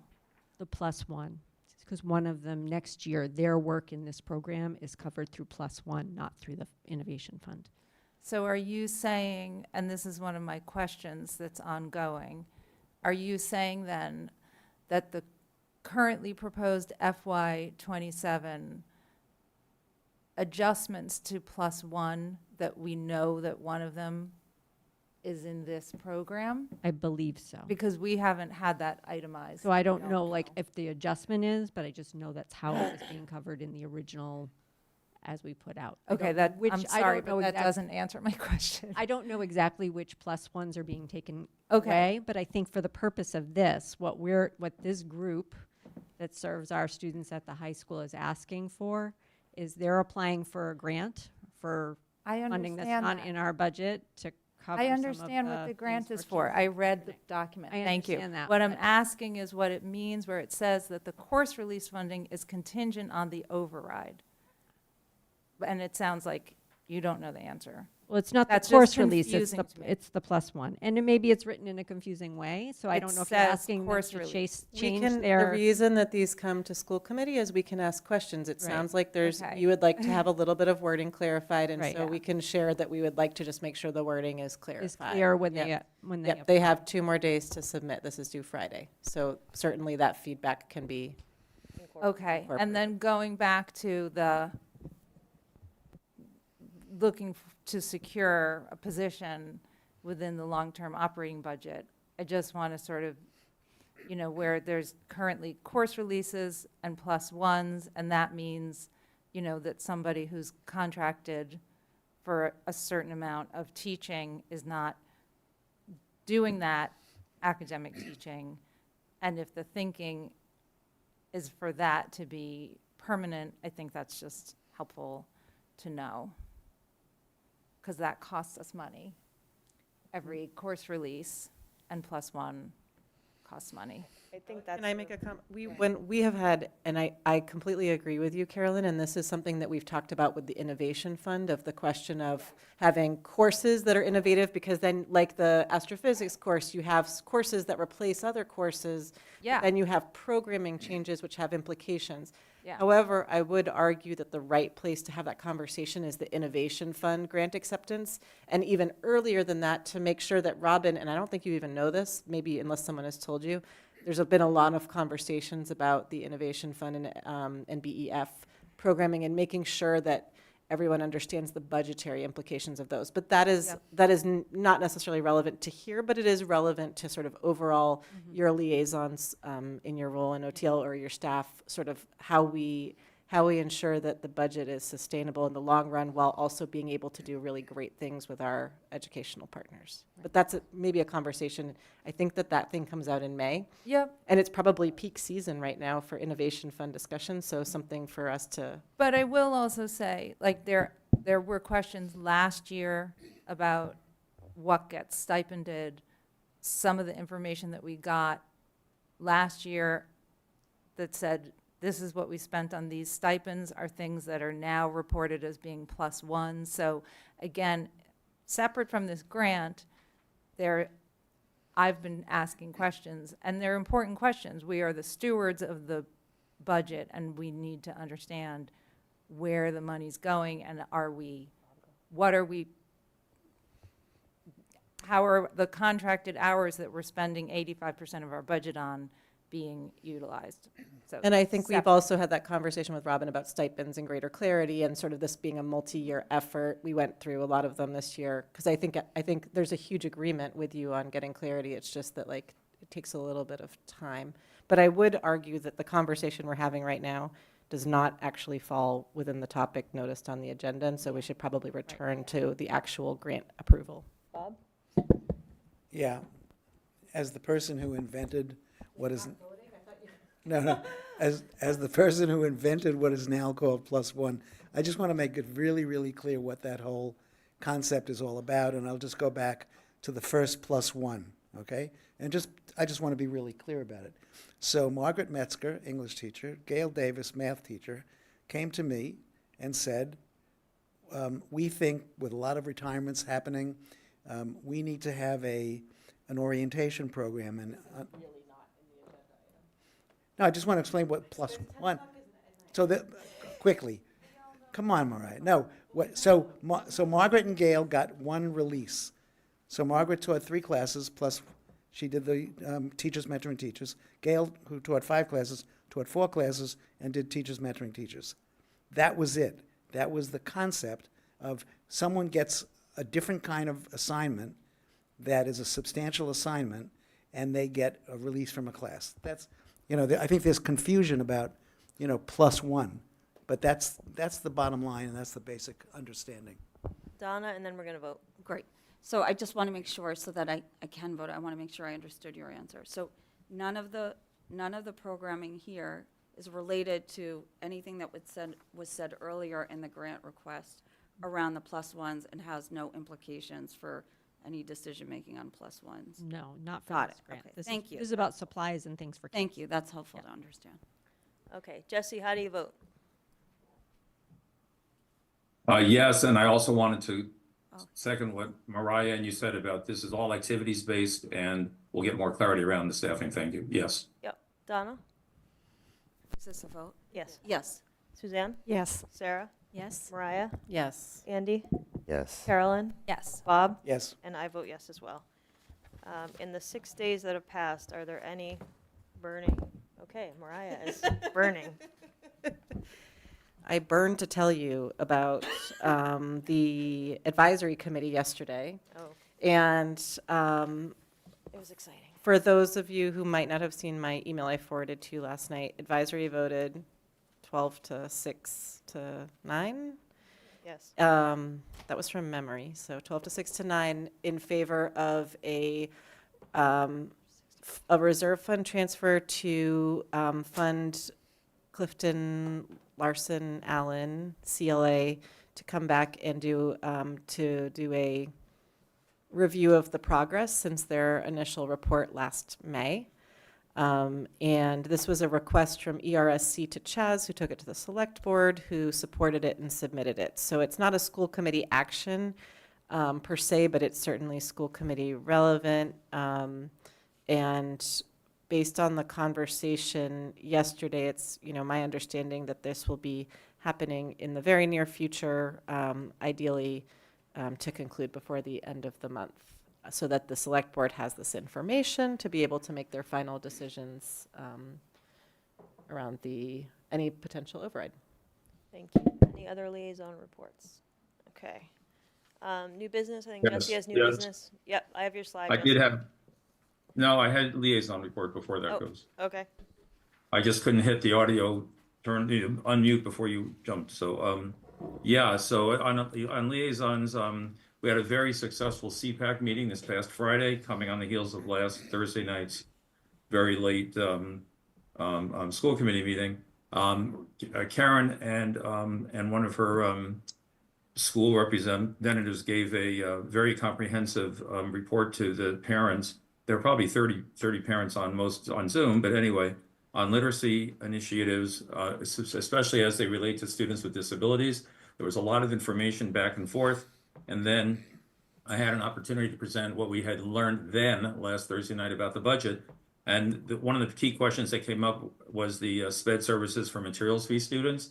And just so people know, there is a pretty comprehensive document that was put together and voted by the ERNSC school subcommittee a week or two ago and updated for yesterday on this topic. So if people need to find it, you can look for the 3326 ERSC report on unreimbursed special ed costs for non-resident students, and it brings up a lot of very interesting points. There's statistics, tables, and so it was a very collaborative kind of discussion. And I think the parents had a better feeling after the meeting about the efforts that Karen and her team are putting in to understand this critical materials fee issue for special ed services. And so it was a very, it was a good meeting and a good back and forth. Thank you. Any new business? Yeah, I have new business as well, Val. I sent a one slide to Betsy this afternoon. Yep. Happy to talk it through. Just, can you list the items? Yes, I can. Great. And they're not for discussion, really just more of a headline for possibly new business. One is on the cell phone policy, one is on attendance reports, and one is on next year's category holiday calendar. But that's not the one. This is the rest of the other one, yeah. There you go. So this is not put out there to generate a long discussion or anything, but I just sort of heads up to people. So we've been, Dr. Stephen Ehrenberg and I worked very hard last year on policy to come up with a cell phone policy, which would have been bell for bell for K to 12. In the end, there was a compromise made to do that at the K to 8 level with varying kinds of enforcement as we looked at this year, which is okay, it takes time. And on the high school level, we decided that passing time, lunchtime would be something we would allow, at least until we revisited it. It hasn't been revisited yet. Meanwhile, the state bill in the Senate bill for banning bell-to-bell K to 12 did pass in July of 2025, and it has been stalled on the House. And Tommy Vitolo tells me, it could be there for a while. Meanwhile, of the 350 districts in Massachusetts, I think 80 have already gone bell-to-bell for very straightforward reasons. Things like maximizing academic focus, improving mental health, and fostering real, genuine social interaction for our kids. So I've been working with Bella to try to find out, under all the pressures of everything else we're doing, of course, how the high school might be able to implement this for the next coming year, 26, 27. It has stalled a little bit, so I'm bringing it up here as new business so it gets reinvigorated a little bit, gets a protein shake, and we can have some conversation about potentially, I think, doing the right thing, which is to, again, enforcement's a different issue, but to make a statement about how this social emotional learning and bullying and all kinds of other things for our students in 9 to 12 would be improved if we were to take the step that about 50 or 60 other districts have already begun to take. That's the first one. The second one is, in light of our discussion last week as well about WISP and data, I've been in contact with Jen about it. We're talking and a lot of good stuff going on. It got me thinking about the fact that attendance is something else that's come up. My colleagues on the school committee have brought up at various times questions about how is attendance before vacations, how are attendance because of before PD days, whatever. There are all kinds, walkouts for ICE, all kinds of things that are going on. Special programs like Doors last year where there was a doubling of the attendance for the kids missing for one day. So right now I feel it's like it have to be a full school committee discussion because there's no subcommittee that really deals with this kind of data kinds of things. But my proposal in new business for us to docket at another time would be a monthly report to the school committee, just like Susan Givens is giving an OAF quarterly financial report. These data are collected from the principals. They're fed into a computer, a panorama or something every day. And if possible, available to us, similar to the warrant AP expense detail report that Mariah now and I put into the consent agenda every single week after we do it. And, breakouts by grade, school, day, subtotals. This would provide a lot more transparency to the school committee and to the public. And it's available. It's not like someone has to go writing it up by hand. It's all in computers already. And the last one was, I want to get ahead, as I did last year with Kathleen and Linus, to get the 27, 28 category 1, 2, 3 holiday calendar done in advance so that people can begin, parents, their scheduling for next year. Again, we don't really have a calendar subcommittee. And it's not really communication so much. It's actually setting the policy for all our days, making sure they're correct, and that we've got the the Catholic, the Jewish, and the Islam holidays nailed down exactly when they start, which days. Took us a lot of rotation cycles last year to get it straight. And the result was a lot of happy parents that we had everything exactly correct. So my request is, I've already made a request to the superintendent's office to collaborate on doing that, and I put the PDF down there if someone wants to look at what we were able to accomplish for this year. So how to get that done is high priority for me, because I think it's going to be, you know, it's March now, we're going to turn around to April, and then we're like, it's going to go fast. So people need this information earlier, and I hope that in collaboration with Bella's office and Kathleen, we can make this happen quickly. Thank you, Jesse. Thank you. Any other new business? Seeing none, we are not going to go into executive session tonight, so we are adjourned. Have a good evening, everybody, and we will see you on the 19th. Good job.